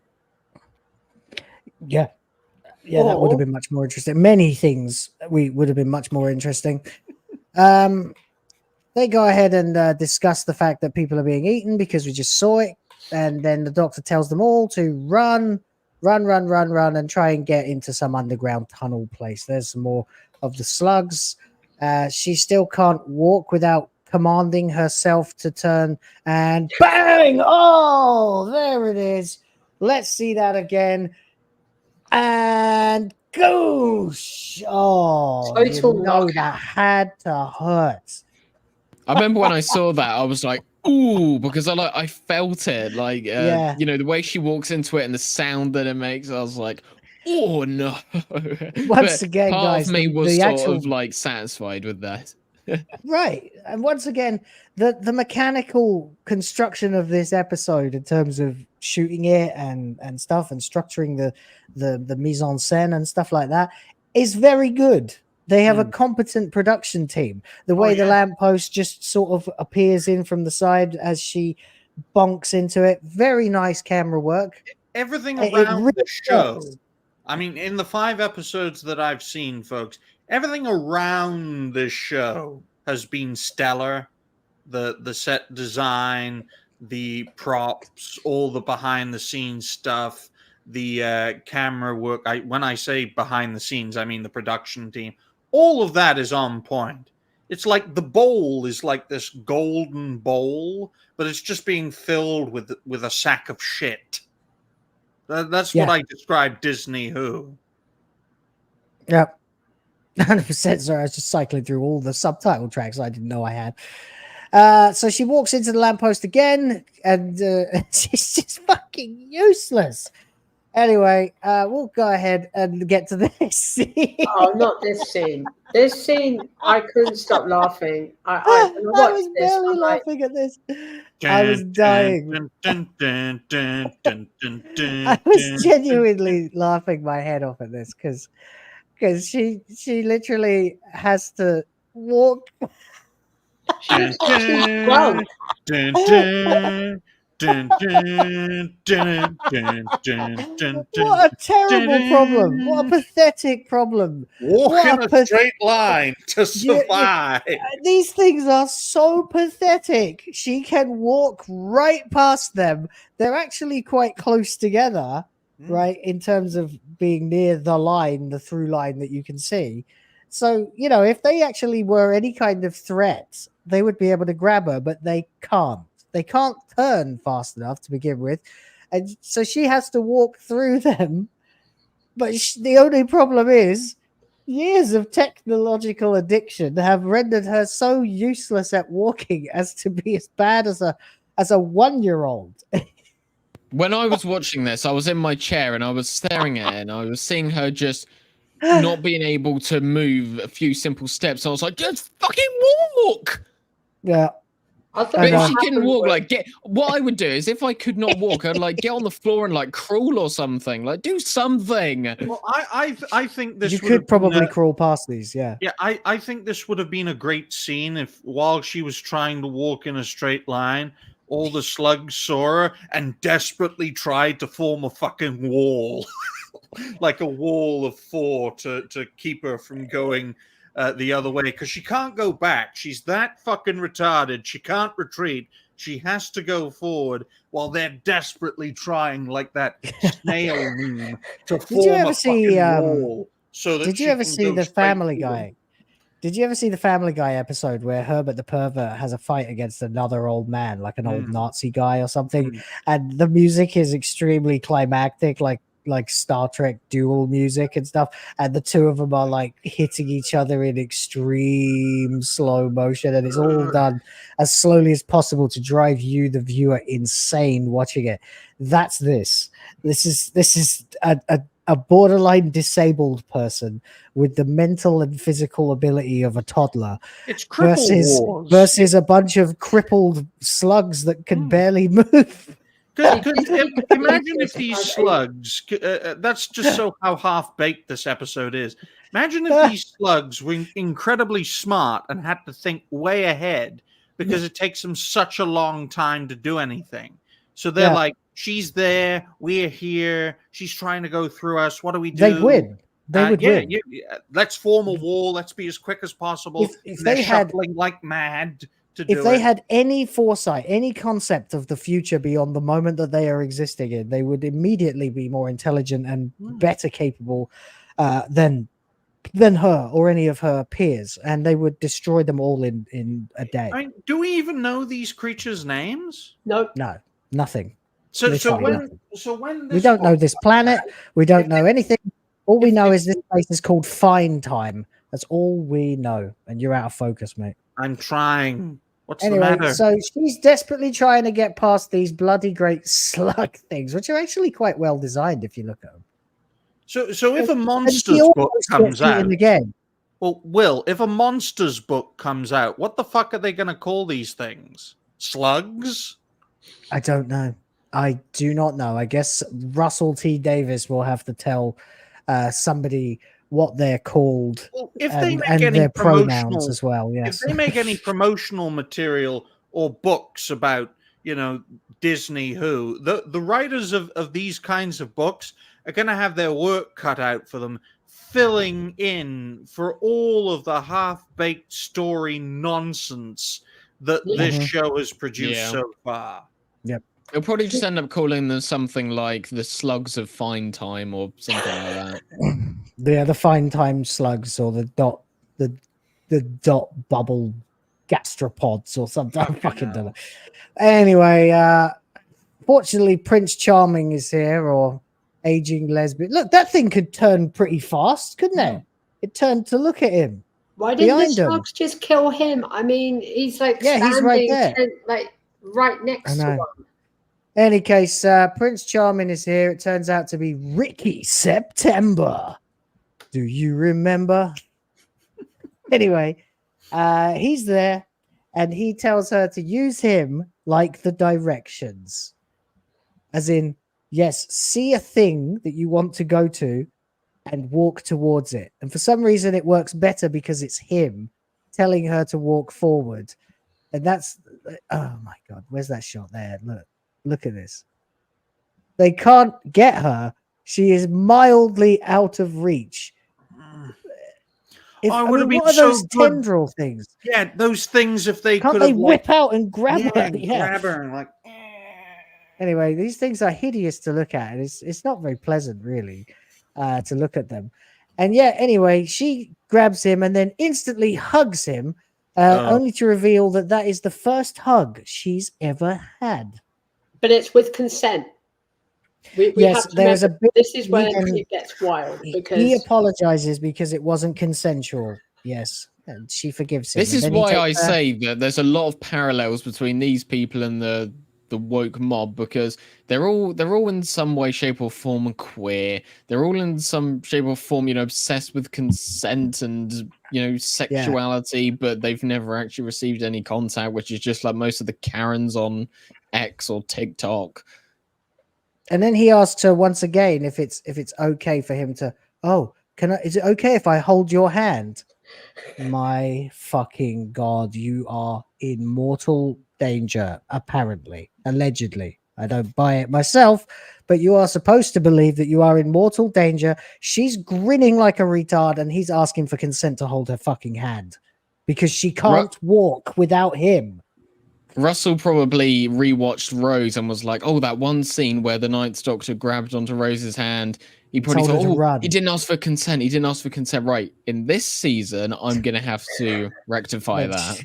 If any damsel gets saved by a man, he's going to have to stop and ask her if she consents to being rescued. You fuck's apply that sake. logic, the logic of consent to the pilot episode of New Who, Rose, and that Auton would have fucking chopped Rose in half, man. Yep. Before we go on, just a quick shout out. We got a 199 from a guy called Jeremy G. Wow, there you go. Thank you very much. Says dystopian, useless, highly dependent like Wally. Yes, that's another comparison. That's something I've that heard I quite brought a up lot. as well. Yeah. You did. Thank you. Thank you very much, sir. he looks like a 1950s. As always, well appreciated. Sorry, Rev. Go ahead, mate. He looks like a 1950s reject got stuck in the future, and he's got like that whole, "Hey, I'm a teen rebel." It really is. I said he looks like gay Han Solo because he's got the hair, but it's the wrong color. The jacket is turquoise, and he's dressed like Han Solo. He's gay Han Solo. That is what he looks like. Tell me I'm wrong. No, you're right. you are right. Yeah.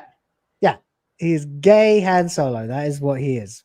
I wouldn't be surprised to find out that that's what they tried to make him look like. That or George Stobart from Broken Sword, but no one remembers him. Anyway, they carry on talking, and then what's this moment? As they're walking along, he tells her, "Oh, I don't actually even use my dot. I just upload my stuff and then I turn it off and I read books." So that's how come he's able to survive and exist and walk without instructions.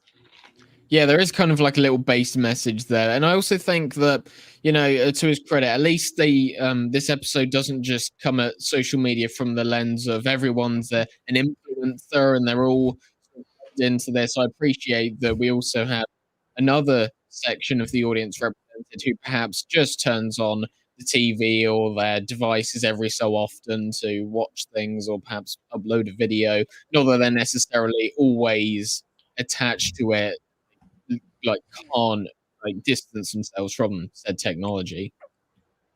Yeah, absolutely. They're useless. And thank you, Sonia. Shout out to one of the mods exiting for this time. Thank you. See you next time. So yeah, he's discussing with her that he's going to. Oh, this is his big promise moment, isn't it? Where he makes the dashing rogue Prince Charming promise. I'm going to get you out of here. He's like that. He's like, no. He's like, look at me. I'm going to save you. And you're supposed to like melt with this or something, but it doesn't work because he's not convincing at all. But then she's just standing there deliriously happy because he is being so nice to her. She says, this is turning out to be the best day. She says, I thought this was the worst day of my life. Now it might be the best. And then he says, once again, based, Ricky September is based, says, well, there are still thousands of people dying. And she goes, yeah, I know, but... And then that's the end of that. What an awful person she is turning out to be. Not as bad as we'll find out she is, though. Anything to add before I move on? Feel bad for the slugs. They just want a hug. Yeah, well, apparently hugs are not allowed on this planet. Anyway, you have this sort of like somewhat, traditional masculine character And Surprising, isn't it? it's not and it's also not a surprise that the feminist Karen absolutely sells him out in the next 10 or so minutes. We'll get to that. But yeah, absolutely. Yeah, I mean, but then he is proven to still be more or less an idiot anyway, because even though he's the only capable person when it comes to physically moving and thinking about 5 seconds from now, he also gives this weird out of character speech where he says, well, up on that home world, there's all our mamas and daddies, and they're going to be bloody cross. And he actually says cross, not angry or mad or something that like would be more contemporary. Yeah, and what did he say? He says they're going to come here with bazookas and rocket launchers and weed whackers. Yeah. I'm sure that's what he says. Let me see. I'll see if I can get the where's the subtitles? Can you see it? They're going to be righteous, and they'll come down here with rocket ships and flamethrowers and weed killers. That's it. That's what he says, for crying out loud.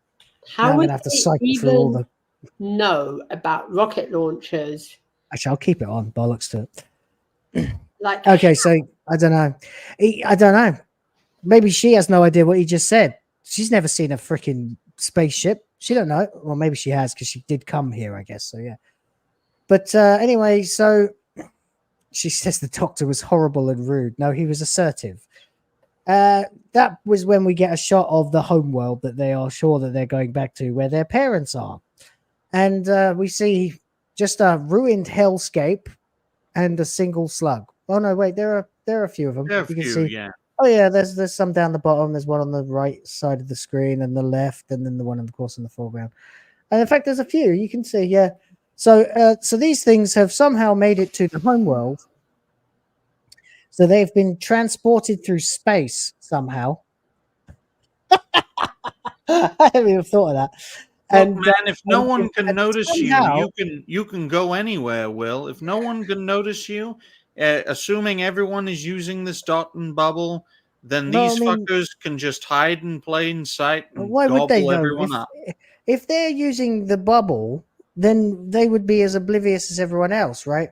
But then what would be the point of sending their children to this pastel paradise of fucking bullshit? What would be the point? And especially because we find out later on, supposedly, allegedly, that this originated here, not on the homeworld. It's weird. Anyway, he gets to do a serious. Sorry, Rev, mate. What did you say? Go back to that scene, because it's like Batman, right? You got that one slug watching over, like the slug version. I am justice. It's going to swing down with the big kind of Batman's wings. Da da da da da. I am vengeance. Yeah, bat slug. No, bat slug. All right. So anyway, things are not going well. He decides not to tell her the truth because, to be quite honest, there's really not much chance that they'll be able to do anything about it anyway, and she wouldn't be able to fucking fathom the concept of death with her mental ability. They run, and then they leave, and they end up in, I don't know, the back rooms from bloody Portal 2 or Portal 1 rather. The cake is a lie, and they get. Now, here's something I noticed. Did you just spot that right there? Look at her. See how she looks to the side and begins running in the opposite direction while still looking behind her. When did she learn how to walk? When she sobered up, because she was drunk in the last scene. And So she has quite a short skirt on, which is interesting. Well, they're not woke. They're just entitled, you know. So anyway, the point is that she is now fully capable of navigating corridors that turn in a hurry whilst looking in other directions.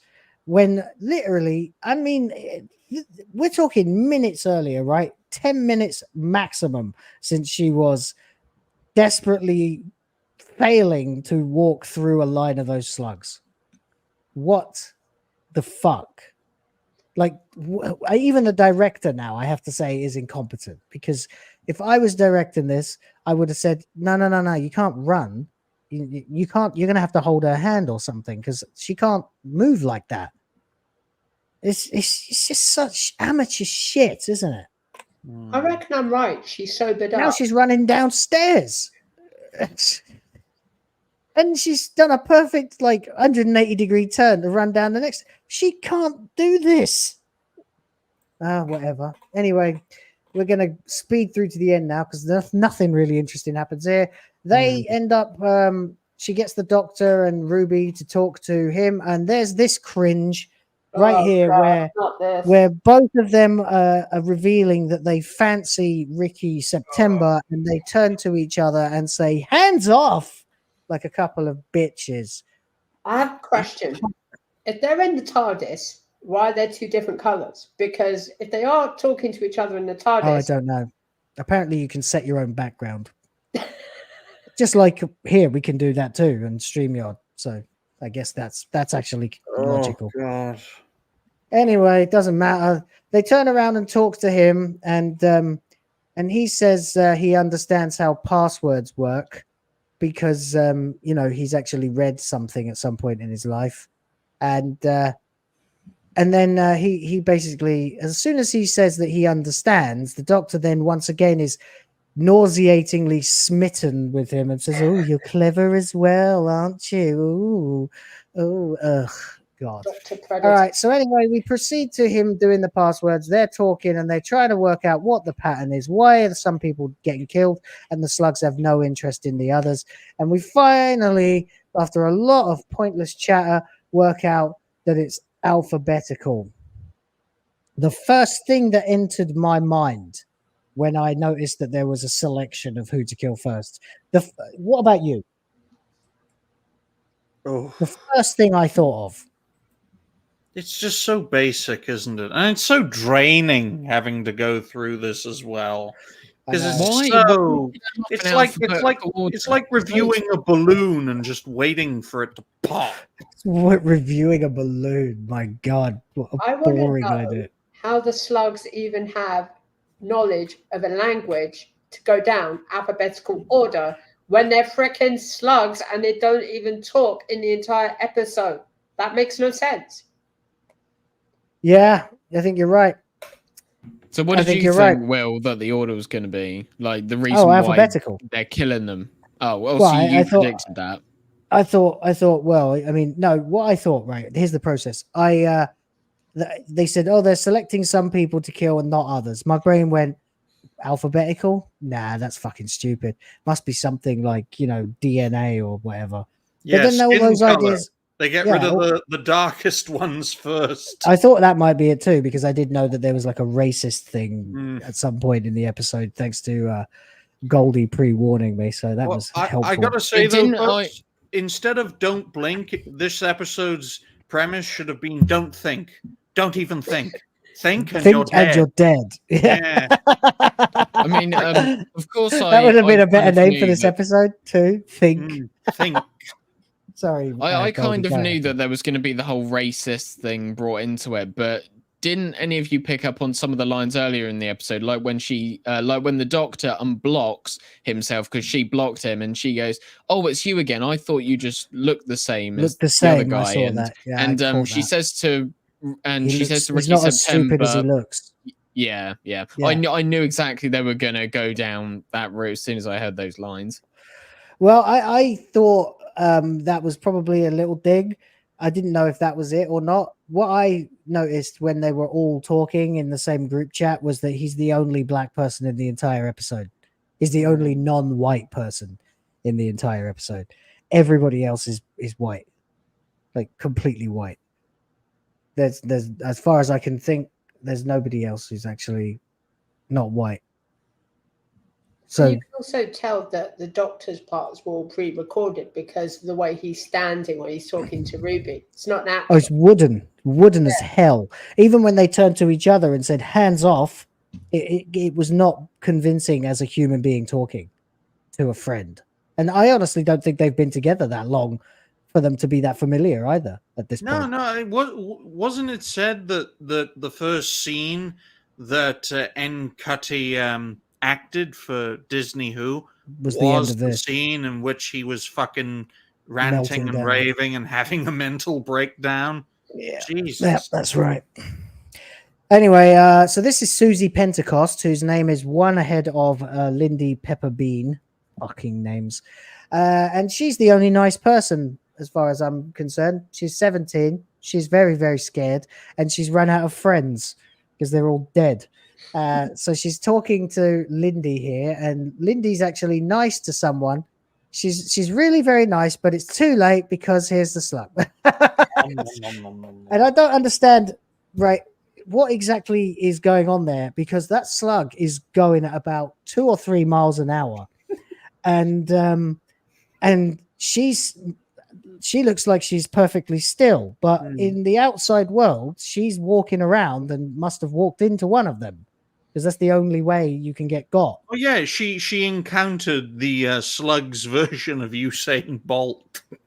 So why is it represented in the feed to Lindy as the thing creeping up behind her at a speed that it cannot actually travel and eating her from behind? It doesn't make sense. Everybody that's been eaten by one of these things has walked face first into it. That's because it's nonsense. Yeah, because there's no like real reason for why they didn't even know they were there. It's a bit like, oh yeah, well, just human. It's mechanically wrong too. Yeah, like she must have walked into one of these, because that's the way they get killed, by being steered into them, right, by their dots. This is established in a minute or so. But then when she's watching someone get killed by one of them, they're stationary and the slug creeps up behind them. Why would eating her from behind? Yeah. Why would you just sit still and wait to get eaten? If you know something's behind you, you'd run. Well, yeah, but you can't. They're all useless. You've got to assume that even though she's only 17, so must have just got here, she's as inept as anyone else. Well, maybe she's just not that bad. And also, all the way through the episode, by the way, just as represented by these subtitles, people are just constantly telling Lindy that she's so pretty. I disagree. Frankly, nothing for me. Mid. What do you guys think? Mid. Yeah, 5. She's a 5. A 6 at best. That's being generous. You're a McIntosh mid. I think McIntosh's prettier than her. Anyway, that's just personal taste. Doesn't really matter. But anyway, so she's now freaking out because they're coming for her. Oh God, they're coming for her. He says, no, they're not. The slugs can't get in.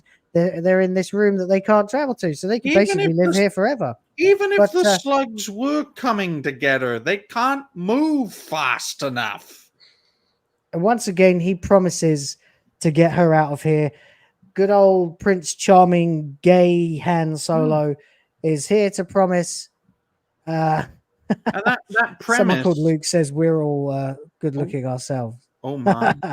Well, I will say though, this episode knows the premise of the slugs coming together won't work. That's why they have the fucking dot turn into an evil version to build so then up the this. Yeah, you're absolutely right. This is the moment where it suddenly they realize that the dot wants them to walk into them. Okay, and the reason that it wants that is because apparently, and this is all we get, by the way, as you pointed out, Goldy, as well. At no point do we get any concrete evidence to support this theory until it just happens to be completely and totally correct. Seconds later. It's a conspiracy theory. And the Doctor's looking behind him too, which doesn't make sense. You are a 2-dimensional image. In fact, you are a no-dimensional image. You're a fucking hologram. Anyway, I was just checking for slugs just to make sure. So they're looking behind them at the dot that is beaming this image. You can see it behind me in the screen, the little beam of light right there. That's the dot that's always in front of her projecting. And then they're there, and now it turns out, does anybody else want to explain what's happened here? Why the dot is wanting them to die? Because I can do it. Fuck it. He says it's like grown tired of their toxicity and hatred or something like that.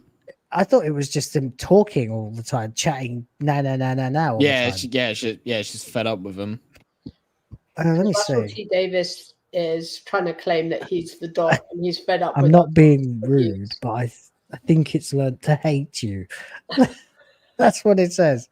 It has to spend all day hovering and listening to you lot chatting away. I'm not being rude, but I think it's learned to hate you. Yeah, no mention of toxicity or any hate or anything like that. It says turn it off, turn it off, turn it off, turn it off. Dot off, dot off, dot off. Too late. Doesn't matter. The dot now has decided that it's going to go into business for itself.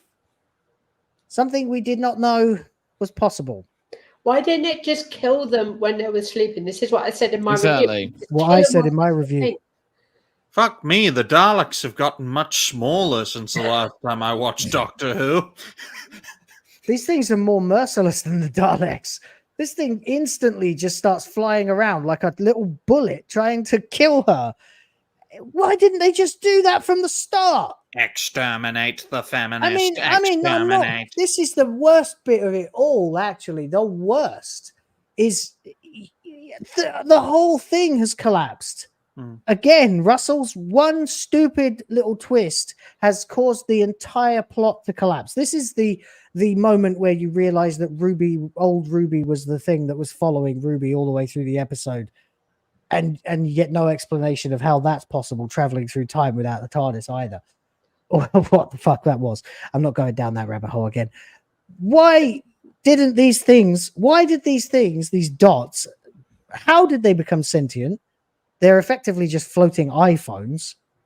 You know, they're not actually alive or have intelligence that we've seen any evidence of.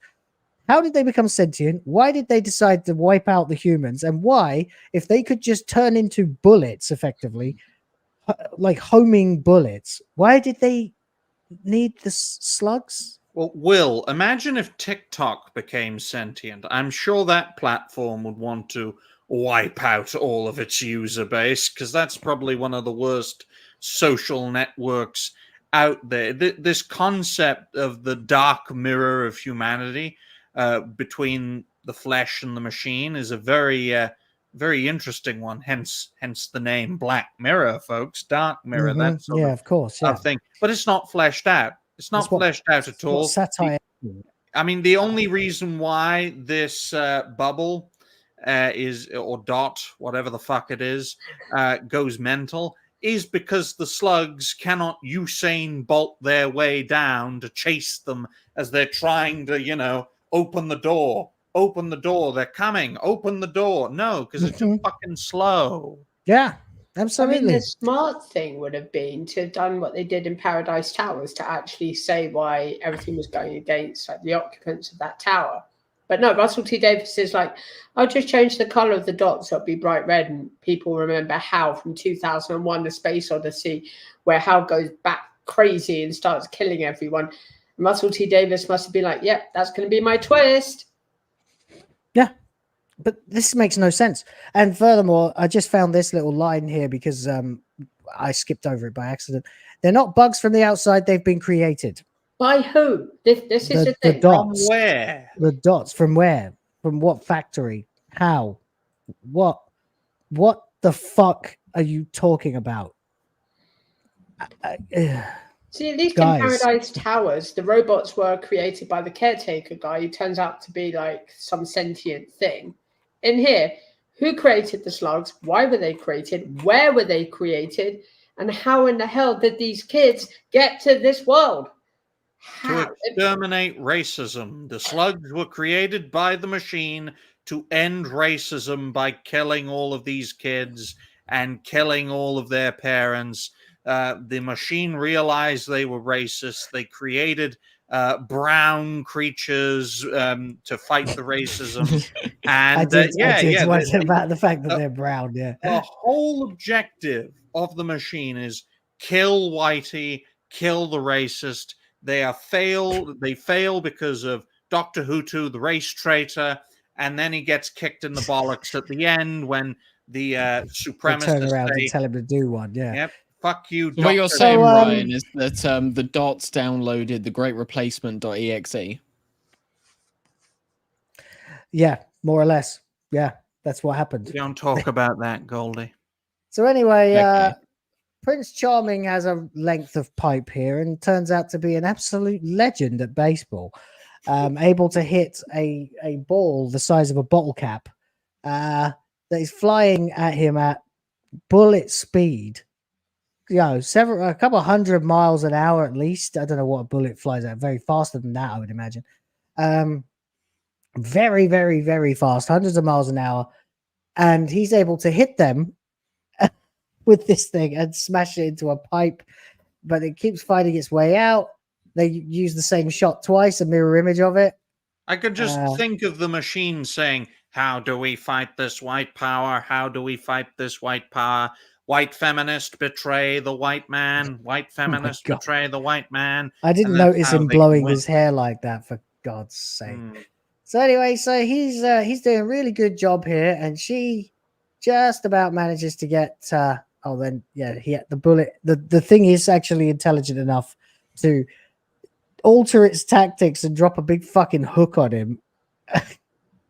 So that's how powerful this thing is. It is effectively able to shoot through metal like a solid chain, like So 2-inch that's at thick least metal. that's at least hundreds upon hundreds of meters a second. Because I play a game called Sprocket. It's a tank game, and the fucking projectiles go as fast as like 1,000 meters per second. So that's Right. very fast. You ain't dodging that No. damn shell. I'm telling you. But yeah, that's a good point. And also the someone pointed out, the red light looks a lot like HAL 9000. Yeah, well observed. I don't know. I can't believe I didn't actually mention that myself. My so well favorite done. comment in the chat is someone said Ryan should go on that official Doctor Who podcast. Yeah, the one with that guy. Who Don't looks like forget to Anne Heche. subscribe to the official reality-based Doctor Who YouTube channel. Yeah, at least they say channel. You can always tell when someone out of touch is being paid to say something promotional about a YouTube channel, because they'll call it a page, a YouTube page. Fuck's sake. Anyway, so here's the moment that changes everything. Basically, he's there saving her life. It's coming for her, and she screams. His last name is Coombs. He's a Coomer, guys. No, I know that's actually Combs for many people. Anyway, his name begins with C, which is before P. Yeah, because his actual name is Richard Combs, not Ricky September. So, and somehow the Dots don't know this. Don't you have to like sign up for something? Because she's a super fan. She's stalked him for like his whole influencer career. So she says she knows everything about him. He changed his name to Ricky September when he reached 50,000 followers.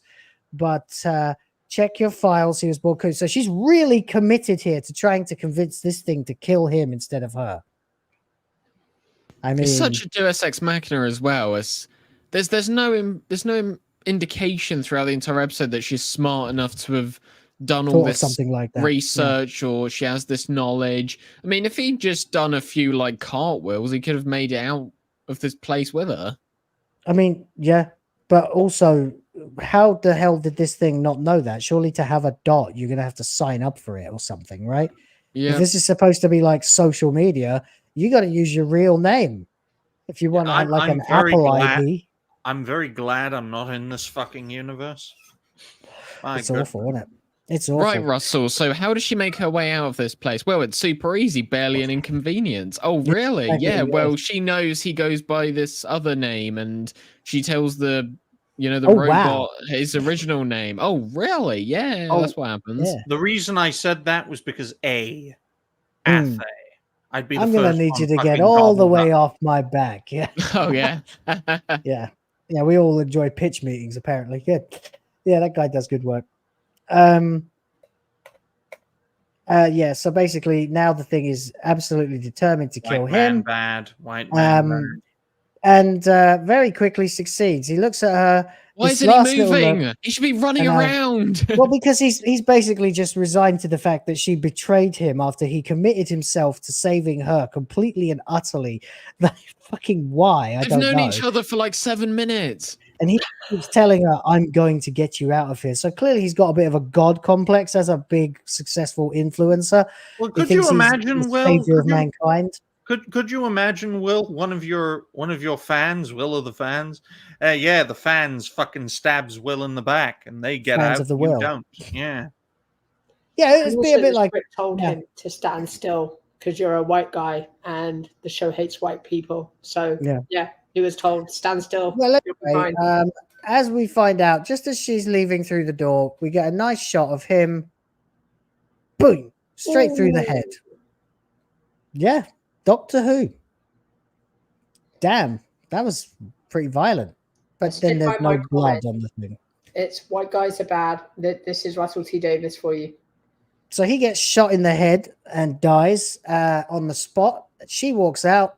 It can't chase her, as evidenced from that. She makes it out. She walks down here, gets out, and literally that is all that was keeping the Doctor out of that place. That door Yeah. with some unbelievable. And it's an electronic lock. It's got codes. There's no way the Sonic couldn't get through that. Oh, well. Anyway, they're here. It's a refugee camp, and now she finally meets the Doctor and Ruby, who both look very serious and for some reason have changed clothes. The Doctor's wearing... Oh, no, just put jackets on. That's it. So If there these they are. other And then, people have and made she's their way to this horrible. little... If these people have Yeah. made their way to this little place, why couldn't he have like held that door open and gone through? Like, it makes no sense. Yeah. These Why people can't must the have TARDIS gotten in here there? from somewhere. Why can't the fucking TARDIS go in there? You can't stop the TARDIS. It doesn't even travel through space. It materializes. You can put it anywhere. Muppet. Anyway, don't tell me like, oh, you can't move it once he's landed because it's like an established event. No bollocks. He's done that loads of times. In the 50th anniversary, we saw the TARDIS like smash through this wall. Yeah, I mean, it literally chased after a fucking car down a highway in Runaway Bride. This bollocks fucking rules here. Anyway, they're out. She runs into this one who's the sole survivor, I suppose, besides her. And she's like, oh, so what? Now we're hugging each other. Okay, I was taught that by a very wonderful man who you killed. She had Because feminists always stab men in the back. I mean, not being facetious here. She is an utterly despicable person. And I mean, is a props to the scumbag. actress for making her so unlikable.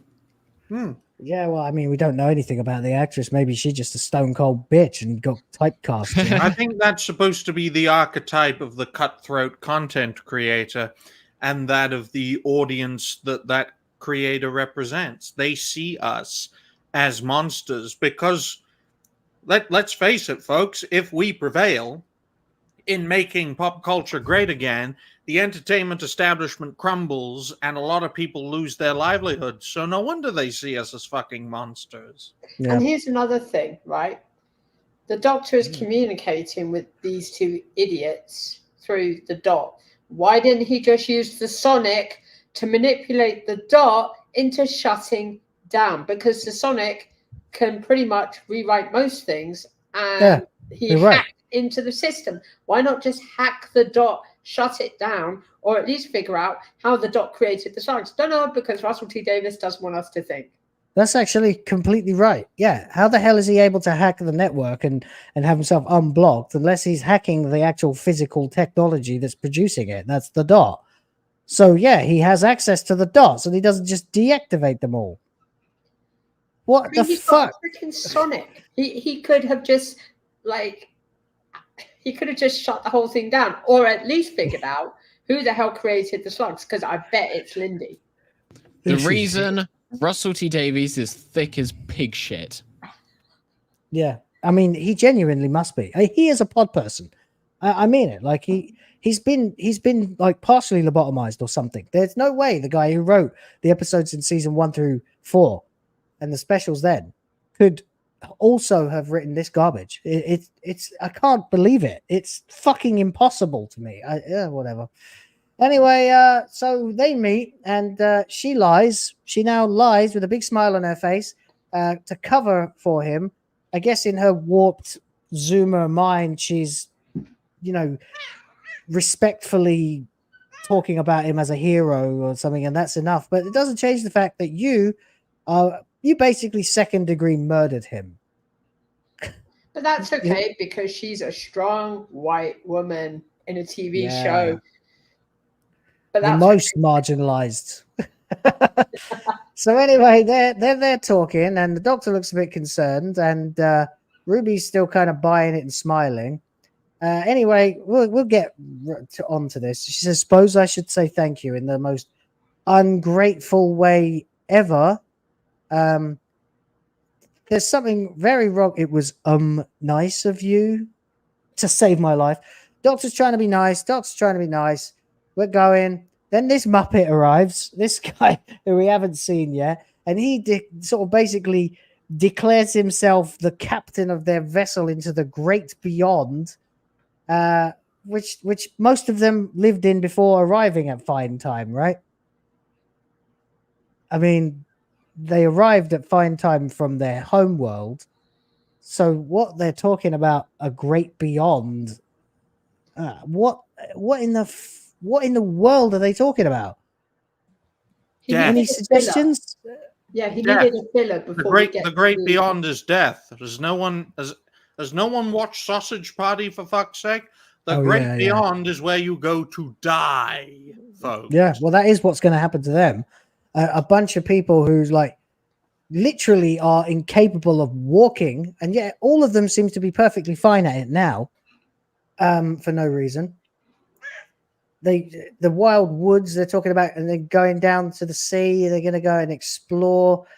She thinks the homeworld people are coming. They tell her that they're not coming because they're all dead. They don't tell her that they're all dead. No. And yet when she finds out that her mummy isn't coming, basically she just sort of goes, "Oh, okay." And what the hell is a darling pie, by the way? What? Did you see that? She called her darling pie. There are a lot of strange uses of language in this where they say things like, "Oh my hazy days," "Oh my eyes," "Oh my something other nonsense," anything except saying "oh my God." They can't say God because, of course, that would be to acknowledge religion, and Russell must be fearing against religion of all kinds. Yeah. And the BBC would shut them down. They'd be like, "You can't say religion in the workplace. That's it. You're in big trouble." That's it. This is tantamount to saying the N word. I got fired from a job for saying Jesus Christ because HR thought that I was being anti-religious or some bullshit. This was years ago. And I'm like, when religion was protected. Akbar, what's going on? You're getting roasted for saying, "Has no one ever seen Sausage Party?" Because it sounds like gay porn. It's a great film. It's not great. It's funny. It's funny, but then it's homosexual. It has a lot of the same issues as this episode of Doctor Who, actually, in terms of the fact that the plot collapses under its own weight when there's no real way to end the story. So I did just have a big theory. orgy. The reason why Susan Twist is in this episode is she has to be Hecuba. Yeah, this is nonsense. She's gone to the sky.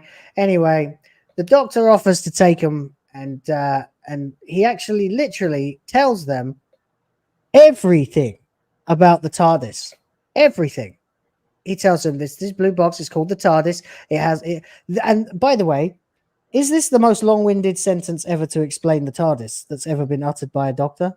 Isn't "it's bigger on the inside" usually sufficient? Why does he have to say "it harnesses technology that makes it bigger on the inside than on the outside"? Were you getting paid by the syllable, Russell? For fuck's sake! Because if he just said it's big on the outside, he'd be head up for being a predator. I could carry you to the stars. They all look at him really iffy. They really don't like him for some reason. You're not sure what it is. And they say, "We can't travel with you." Why not? Why indeed can you not travel with them? Lindy, because you, sir, are not one of us. And there Key word it here. is. You, sir. It was directed Directly to solely at him. him, not her. Yeah. If the roles were reversed, if she were the fucking doctor and he were the plucky side character, then they would go with the Aryan beauty into the white world of pleasure. To be fair, she is a lot more beautiful than any of the other characters that were in Fine Time. It's like they found a bunch of fives and cast them. There's like no one actually really that attractive in the whole race. Well, here's a good question. Has anybody noticed how Ruby is being set up to obviously be a Time Lord? Because the Doctor's an idiot, and she's the smart one. Well, I think it's just general incompetence. Yeah, I think so. I don't think so. But hey, they might do. Who knows? This comes out of fucking left field, man. Oh, and then she says that's voodoo. I forgot about that in my review. How the fuck do you know what voodoo is? I know. I know. Bint. They're meant to be fucking aliens. They don't have voodoo in space. That's an. Are they aliens? Are they humans? We don't know. We don't know because it's never explained. They don't explain. God-given duty. Look, she God-given. says God-given. But now duty. she says God. Maybe that's why they couldn't say, "Oh my God," because they're all super religious. Super religious, white supremacist. And they leave her, and then she's. And he says, "I don't care what you think." And then he basically begs to take them. Says, "I'll do anything. You can think what you want about me. I'll do anything to help you. If you just allow me to help you." And then turn away, ladies, before you're contaminated. What? Uh-huh. As I said earlier on in the show, folks, no white supremacist society or no supremacist society would be founded upon weakness. And this entire dot and bubble society, its foundation is weakness and technological reliance. When various fictional... Why is dot and bubble not voodoo? And that is. Exactly. You talk about the dangers of technology and reliance. Supremacists hate reliance, all forms of reliance, especially technological reliance. So to have this extreme supremacist, white supremacist in this case, society. I mean, it's not actually stated that it's got anything to do with skin color. Not at any moment. Of course not, because they can't have that. Yeah, it's you can't do it. But it's bollocks. The entire concept is just insane because no white supremacist or any supremacist society would be this cringe and gay. Mm-hmm. And now we get to the final kind of insult, the moment that there is no turning back for the Doctor character anymore. Jesus. As he screams, raucously, pathetically, blubbering, screaming to save them. And a huge load of spit comes out. Yeah, I know. We'll get to that. I screenshot. I managed to capture that and put it in my review, but we'll watch it. He literally is screaming like the Doctor would never do that. What about right? I compared it to season 1 with Eccleston when they have that trip to the future and they've got that guy with them, Adam, his name is, and he gets that implant that they've got in their foreheads that allows them to access like and learn stuff or whatever, get future tech, and then he gets that and intends to take it back to the present to massively benefit from having that ability. The Doctor finds out, maroons him back in his own time, and does nothing to help him get rid of that thing that he will now have to live with for the rest of his life. Anytime someone clicks their fingers near him, his forehead will open up to reveal a fucking bit of tech.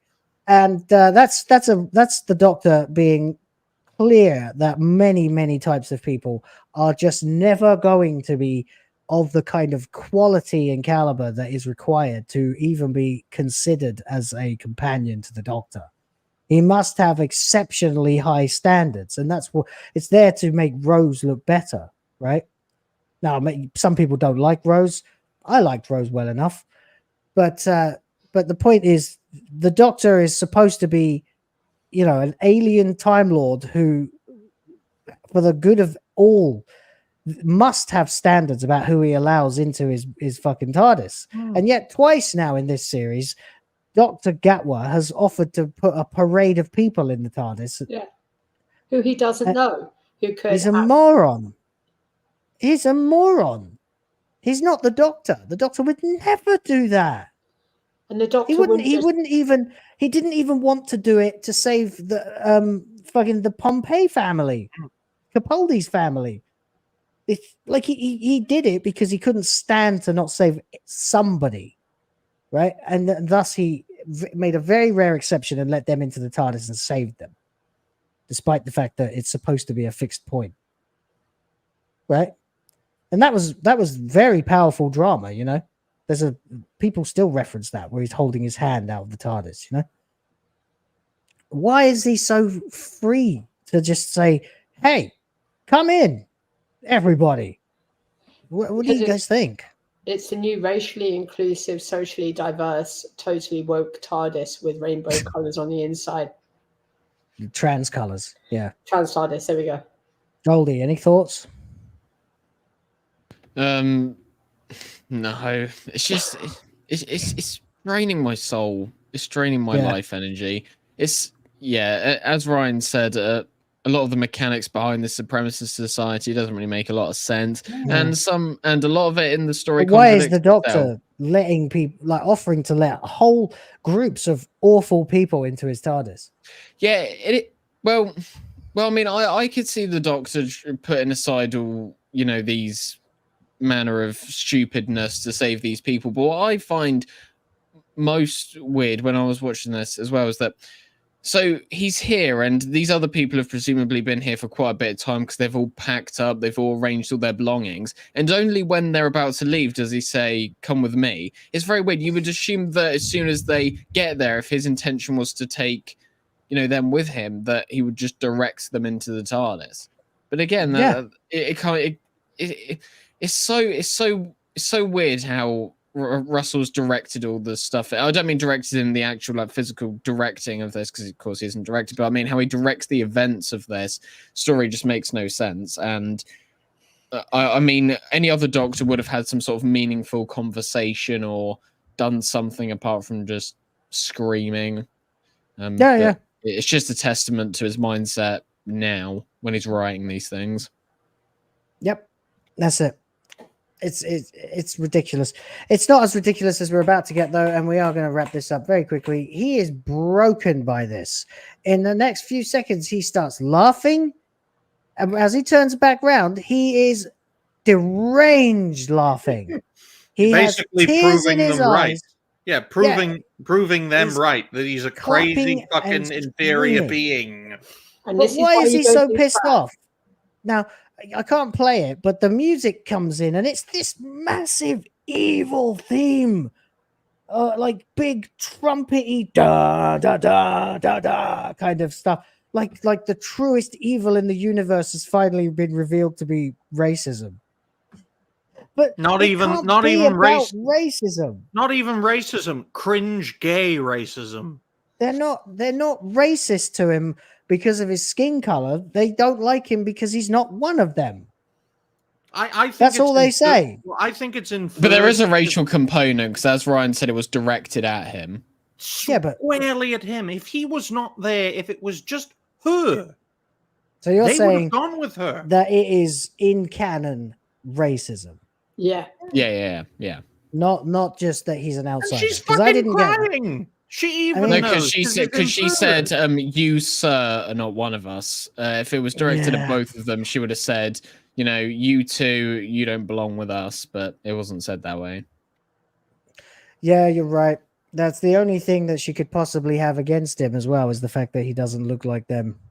And it could have been done in a much more diplomatic way. Well, thank you for your offer. Doctor, but we must forge our own path, make our own way, just as our pioneer ancestors once did. Yeah, and the way they talk has changed too, hasn't it? Because they're all like, "Hey, babes, I think you're so pretty," and then they get out here and they're like, "It is our God-given duty to travel the stars," and it's like, they're what the fuck? We've gone from Black Mirror to Warhammer 40k, and all that talk was a scene change. Yeah, that's what fucking Which is happened. also why I drew the comparisons of this is kind of a criticism of the characteristics of the woke mob, because what they always do is present themselves with this virtue and sense of righteousness, but as soon as you sort of attack their, ironically bubble, then they flip and they turn into vile, selfish beings. They will go out there and they'll promote everyone coming together and being nice and kind and unifying, but as soon as something presents itself which doesn't line up with their way of thinking, they turn into vile beasts, which is what they've done in this. We're probably all at least aware of, if not following, Atreus's Twitter feed, right? From SNH. And you remember when the Black Samurai Gate happened about Assassin's Creed a couple of weeks ago, where they've got, of course, Yasuke instead of a made-up Japanese samurai that they would have gone with. And he took the side that we took, which is that it is absurd race baiting bullshit from the left to have a black samurai who never was a samurai, etc., etc. We all know the story. The shit that he got from Black Twitter, man, they were calling him all the names, all Black the Twitter. Don't you mean X, Will? Because it's black now. All right, blacks then. So they turned around to Atreus and they were calling him the N's, the C's, the everything. Every possible word you've ever heard. Every... Oh, Hypnotic's here. Hello, 237 watching. Love to see it. Congrats to the fans. Yeah, thank you. Thank you, Hypnotic. Yeah, this stream is doing very well. It's getting more and more views every week. People are really pissed about Doctor Who. So Gat was here. He is deranged. He is freaking out because these people have basically just turned around to him and been racist to him. Well, I think unlike Atreus, who had a bit of dignity in it and just screenshot their racism to him and posted it for lols on his feed, Gatwa is about to completely, totally, and utterly undermine the Doctor that he is playing by having a colossal emotional outburst. He screams, he laughs, he's roaring. I wish I could play the sound. Maybe I will just for a second. Hang on. Can you hang on? You won't be able to hear that. Look at it. I can't hear anything, Will. Oh, you can't? Oh, yeah, the sound bugged out. Sorry. Well, we don't have any sound. He's laughing. He's like, ah, ha, ha, ha. And then he goes, ah. And then he literally, in a second, he goes, ah. And freaking literally just roars at the top of his freaking lungs in rage. Typical African man reaction. And then, of course, here comes the bit. Bleh. He stands up. I'll put it back. So much spit. He spits wildly across Millie Gibson. Look. He goes, and there's just this huge gobs of white, thick spit fly out of his mouth. White people rejected me. What can I do? Throw a fit and spit on a white there's woman. Going to be interviews with fucking Gatwa where it'd be like, I just accessed all of the racism in the world and let it power my performance. This scene here is literally karma for what 13 did. If you remember Spyfall Part 2, when the Asian master had this perception filter over him to make him appear white to the Nazis, the 13th Doctor removes that perception filter and says, now they're going to see you for what you really are. And they take it, the Nazis drag him away to a camp. I've not seen that. I didn't bother with Spyfall. Oh my God. It was, I didn't even see that scene. I've seen plenty of clips, but I didn't see that. That's amazing. It's truly bad. That's the gap in my knowledge is lots of Jodie's stuff because I just couldn't stand it back then. I'll have to watch it all again eventually. No, don't save yourself. No, all right, I won't. But this is just this embarrassment of acting, like. She's like standing there going, what are you doing? I want to look at does it any hit her? No, not quite, but She's looking at it. Look, you can see she's just he's just destroyed her performance. She's now looking at the ground. Was that like one take, or did they have to to do many takes of him doing that? I don't know. But Probably one take, and Russell was like, "Yeah, this is gold. Gonna end racism with this one." He lost it. They stomp off. They watch them leaving. He looks at her. He's crying again. Oh. I hope these fuckers come back and build like a white supremacist, gay, retarded empire and take on Doctor Who too. When like the 10th Doctor or the 11th Doctor would cry, it would happen. Well, it happened like once or twice throughout their entire era. So when it did happen, you felt the weight. But yeah, when it's happening every single episode, it loses its impact. The only episode he didn't cry in was 73 yards because he was only in it for a minute and he was oblivious to what had happened to him. He cried in Space Babies, I think. Devil's Cord. He definitely cried in Devil's Cord. Cried buckets in Boom, and he's crying again in this. He is Doctor. Doctor. Someone said it's the oncoming storm is now. Yeah, no, it's the oncoming whinge, the oncoming sniff. For fuck's sake, a storm of tears, leftist tears. He's making the universe great again with wine after wine after wine after wine. Doctor. Last of the Gallifreyans, hell no. He's last of the whinging dickheads. Oh, just don't even try to justify it. This is appalling. There is nothing in this that is remotely. Tears. If you look at all the water coming down, that's the tears of the Doctor. He's. Do you remember a video I put out? I don't know if you saw it, but I think it was actually you, Goldy, who shared the interview with RTD to us in the first place, and I made a video about it, where they're talking about, they're talking about lots of things, but one of the things they bring up is like what criteria Russell has for casting a Doctor. And he says, "Oh, I don't want just actors who are good at one thing, very good at this or that, drama or comedy. I want someone who's great at everything, you know." And I thought to myself, what the fuck are you talking about? The only thing Ncuti Gatwa is good at is crying. That is the only thing he can do as an actor. He can't be subtle because it's wooden. And when he's dramatic, it's over the top. I said in my review, he makes Jim Carrey look like Humphrey Bogart with that performance we just watched. But this scene that is so over the top, it's outrageous. Well, this scene we saw of Dr. Hutu looking at that evil bitch is like she looks at him as if to say, "We're not going anywhere." They're literally leaving, but yeah, we're gonna survive this, and we're gonna thrive, and we're coming to fucking get you, and everyone like you. Pirouetting golden showers. Yeah, absolutely right. Yeah, that is exactly how they act. So don't be surprised if these fuckers return, maybe in the next season. No, I mean this whole scene would lose what little gravitas it does have if we didn't know, like, 99.9999999% chance of these guys all being dead in a couple of days. They are dying because they have chosen not to go with him. They are not capable of survival.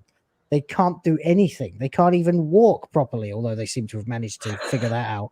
Well, that's the two-faced. Goldie brought this up. The two-faced nature of this civilization, where it goes from being Black Mirror to Warhammer 40K, just looking at him like, yeah, it's like we went. But they're all still so vapid on the boat. She's the only one who's got any awareness. Well, that's the thing, the two-faced nature, in that they appear to be weak. They appear like weaponized weakness. They appear to be weak, incompetent, and cowardly, but they are, in fact, vicious bastards, just like woke ideology itself. It weaponizes weakness to its advantage. For all we know, they have a fucking settlement out there, and that guy that popped out of fucking nowhere was part of that settlement. That's like, we're going to the great beyond. Because they have no idea what the hell this is. And thank you for the compliments, people. My RTD was apparently very good. Well, I've been listening to the pompous twit for a long time now, so there you go. Here's an example of the music. Can you hear it now? The theme of racism.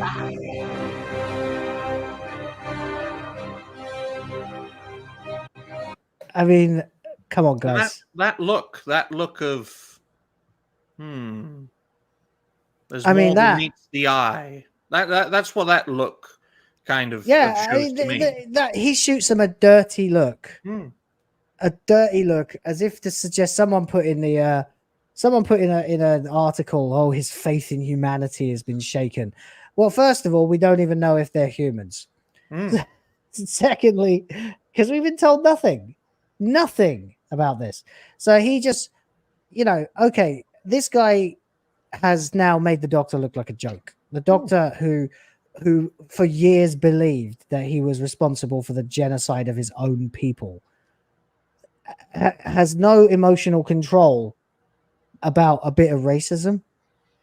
I mean, to me, it just because I've, in all fairness, I've made that kind of face when looking at someone as in, what the fuck are they up to? There's more than meets the eye with these people because it's just, I don't know whether it's the man's conveying the wrong set of emotions here, but he shakes his head. See, he shakes his head in disgust just a little bit. It walks in miserably. Now, there's another angle to this that pisses me off. There's no way this Doctor should be this mad about racism when he's only been black for a little while. And he's been black before, apparently. Before William Hartnell. Why we can't ever see the inside of the TARDIS again? I know, you never do, yeah. That's what I want to know, like, about the scheduling, why there's never been a shot inside the TARDIS since Devil's Cord. Not a single one. We haven't seen inside it.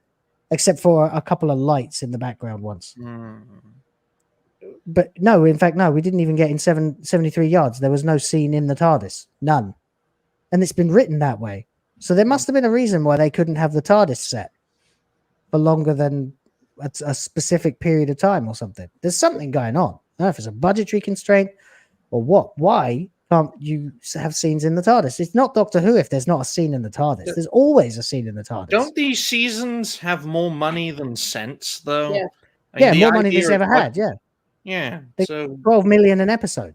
Maybe they don't want to use it. This is my point. I think it's money laundering, mate.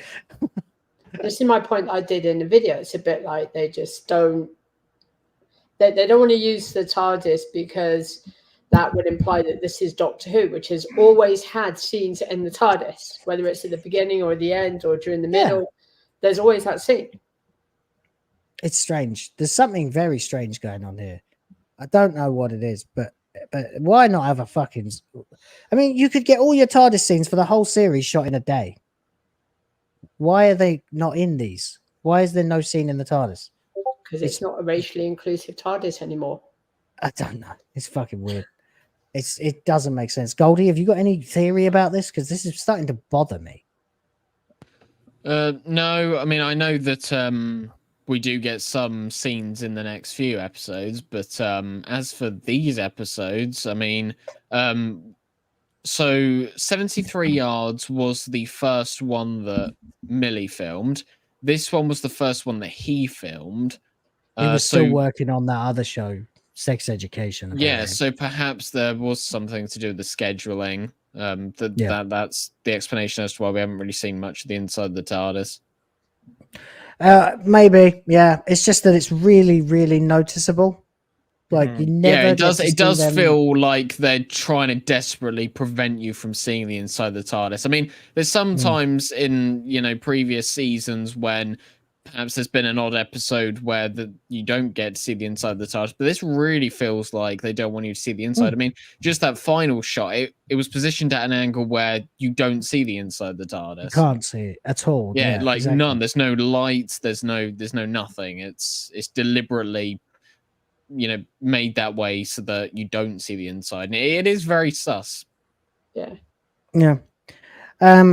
Yeah, I mean, I understand that there's like a benefit to not having scenes where people are messing around just talking bollocks in the TARDIS, and they did do that in the first couple of episodes in this series. They wasted being in the TARDIS, actually, just having little chats they could have had virtually anywhere. But it seems like it's a part of the show. It's a part of the visual language of Doctor Who. Like they have this sort of secret domain where they can be alone and talk about what's going on, or the Doctor can use the technology inside to help him to save a world or whatever, you know, all that kind of stuff. It just feels like it's not complete without at least one scene in every episode or two in the TARDIS. And we've had 3 in a row where you've like very now conspicuously not been able to see inside the TARDIS. There could be also, like Russell T Davies could argue that the Maestro was able to destroy the interior because of that scene in Devil's Cord where she's fucking around with the TARDIS.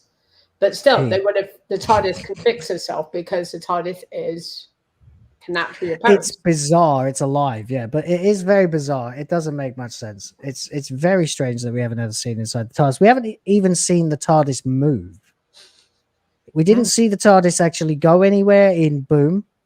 We didn't see it disappear and reappear in 73 yards. Every episode it's been where it is already, and we haven't seen him actually.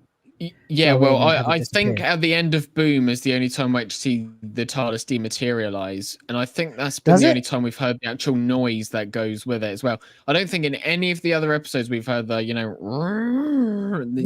noise.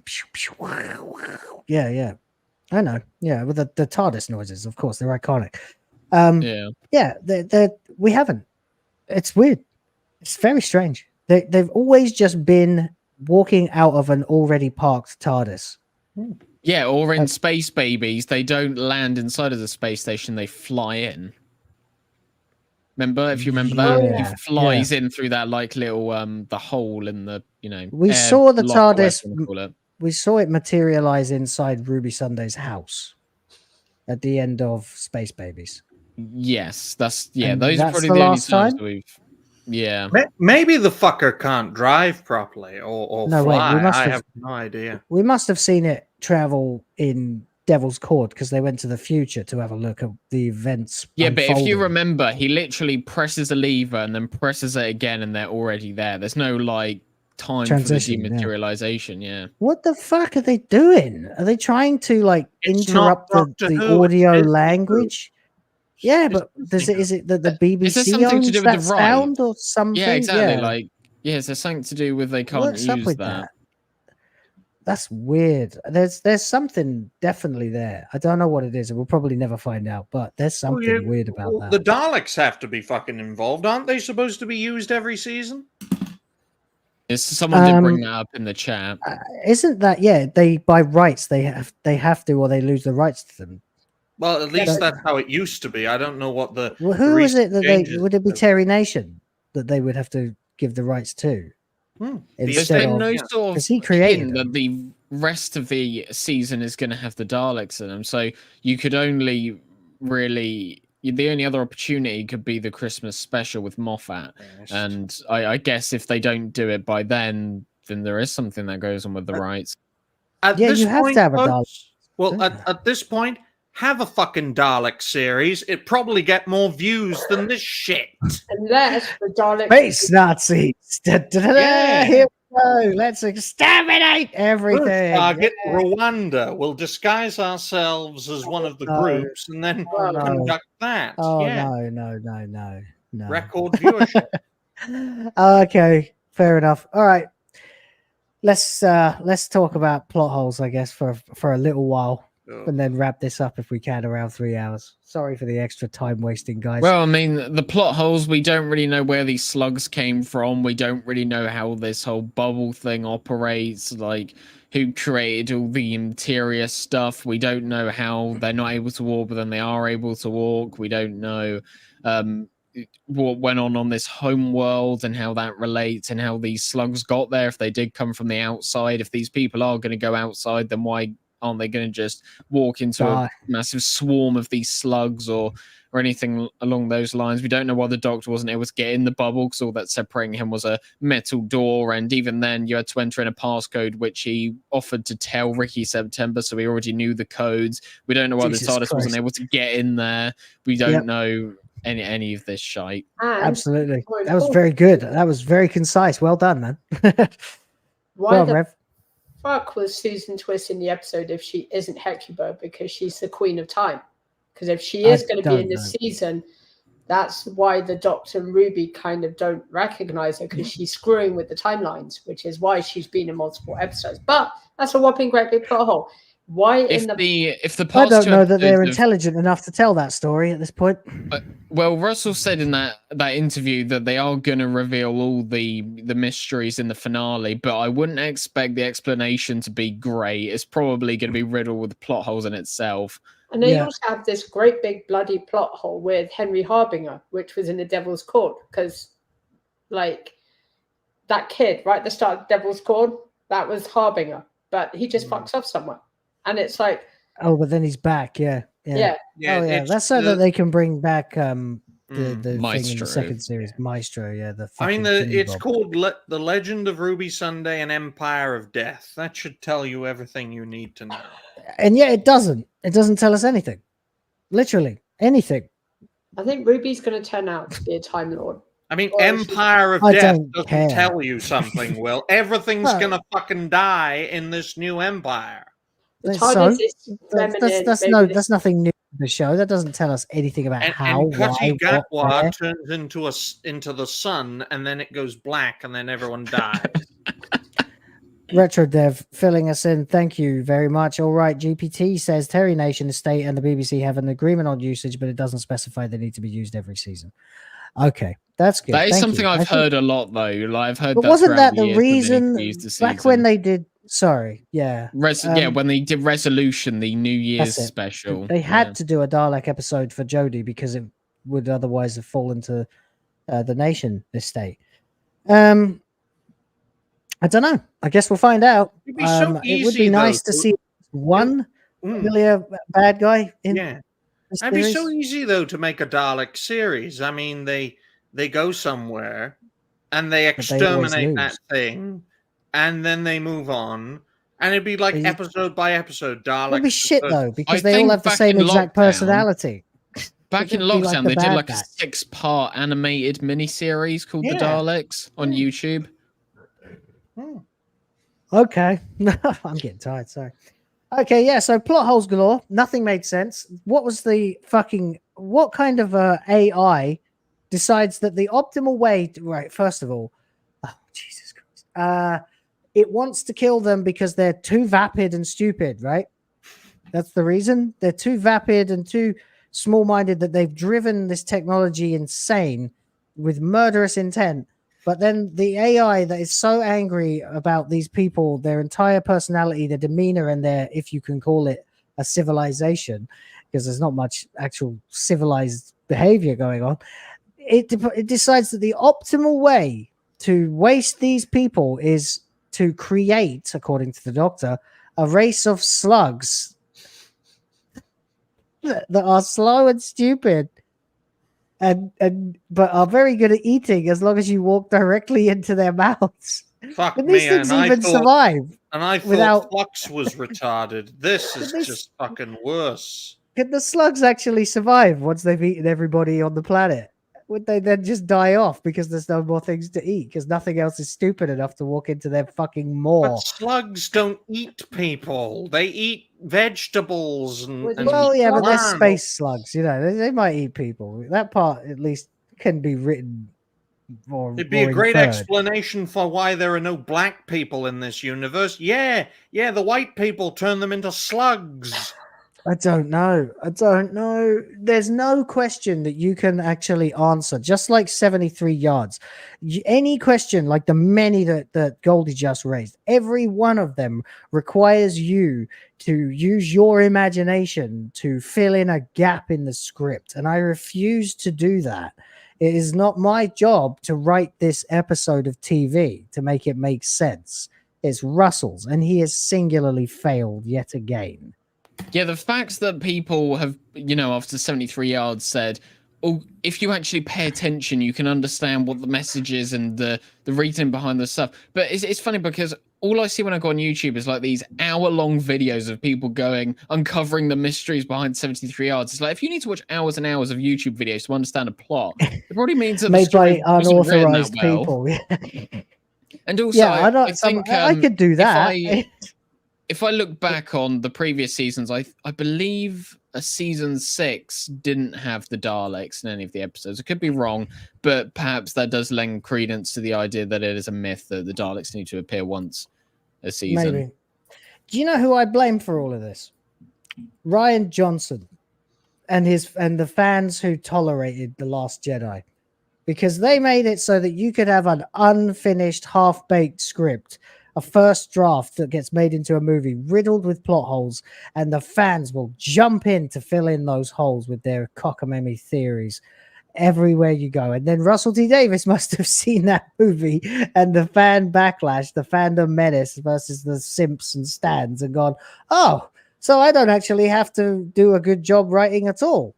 Someone else will just argue it for me. And that's who I blame. I'm being facetious, but that's why I blame. That's who I blame.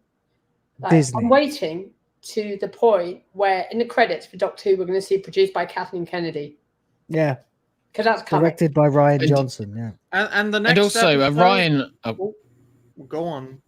I was going to say, Ryan has watched Flux, so we all know this. In the final episode of Flux, the Doctor gets... Well, she gets her hands on this...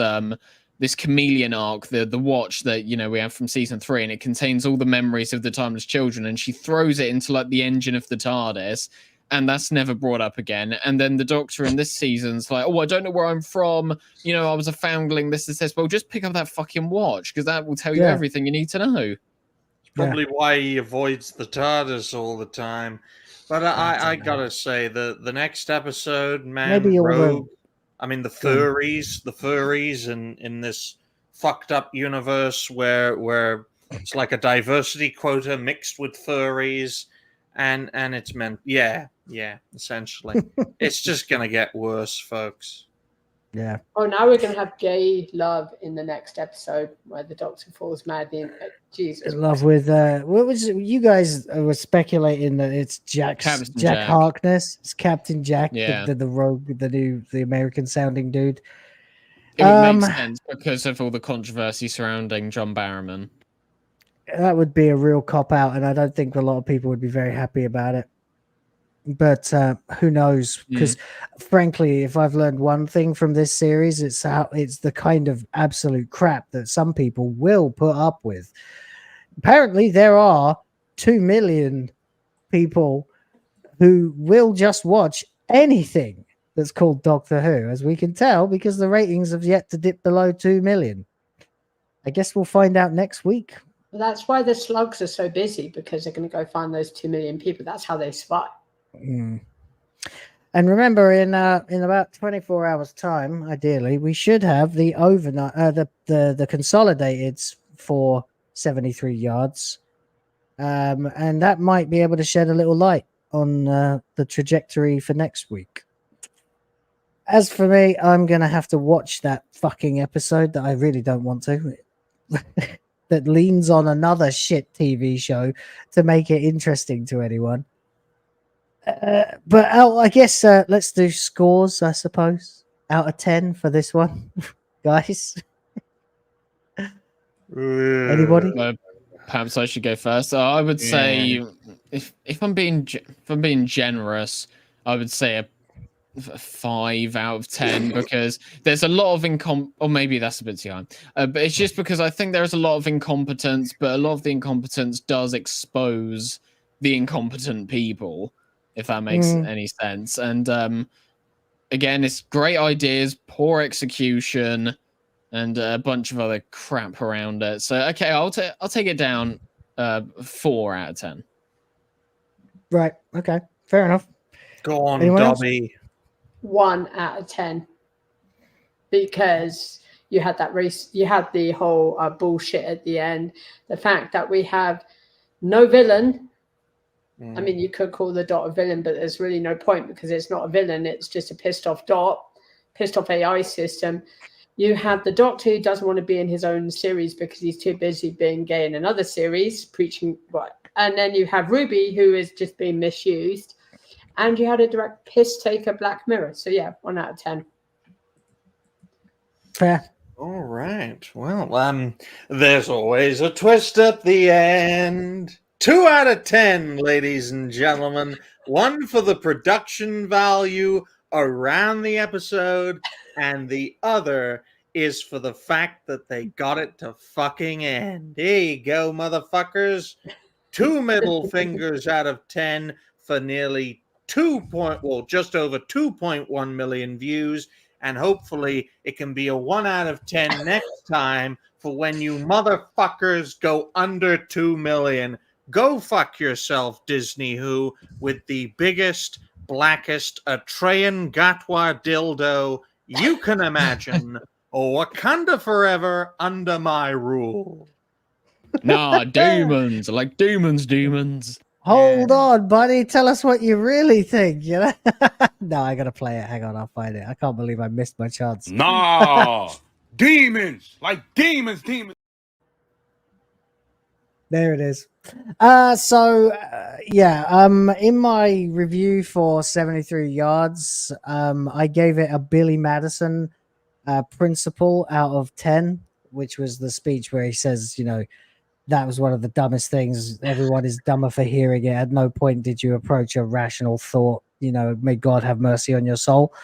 And in my review for this, I gave it whatever the fuck I gave 73 Yards out of 10, because if they can't be bothered to give a shit about writing a coherent story, then I can't be bothered to give a shit to remember what the hell I'm reviewing. But since I want to be consistent with my previous scorings for this stream, I have to go exactly the same as Ryan and give it 2 out of 10.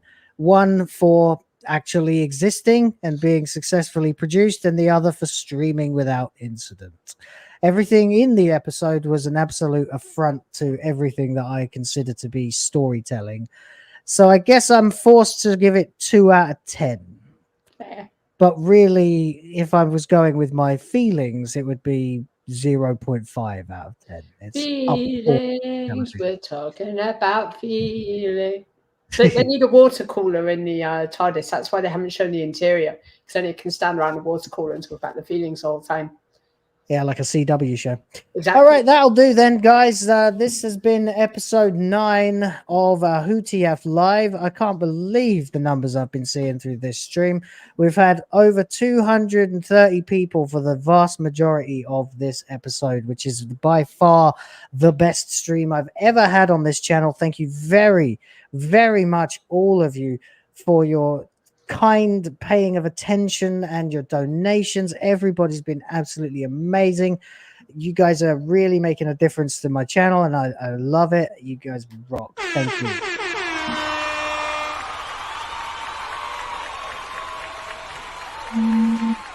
Out of the way, shall we borrow from SNH and do outros in reverse order, starting with Rev?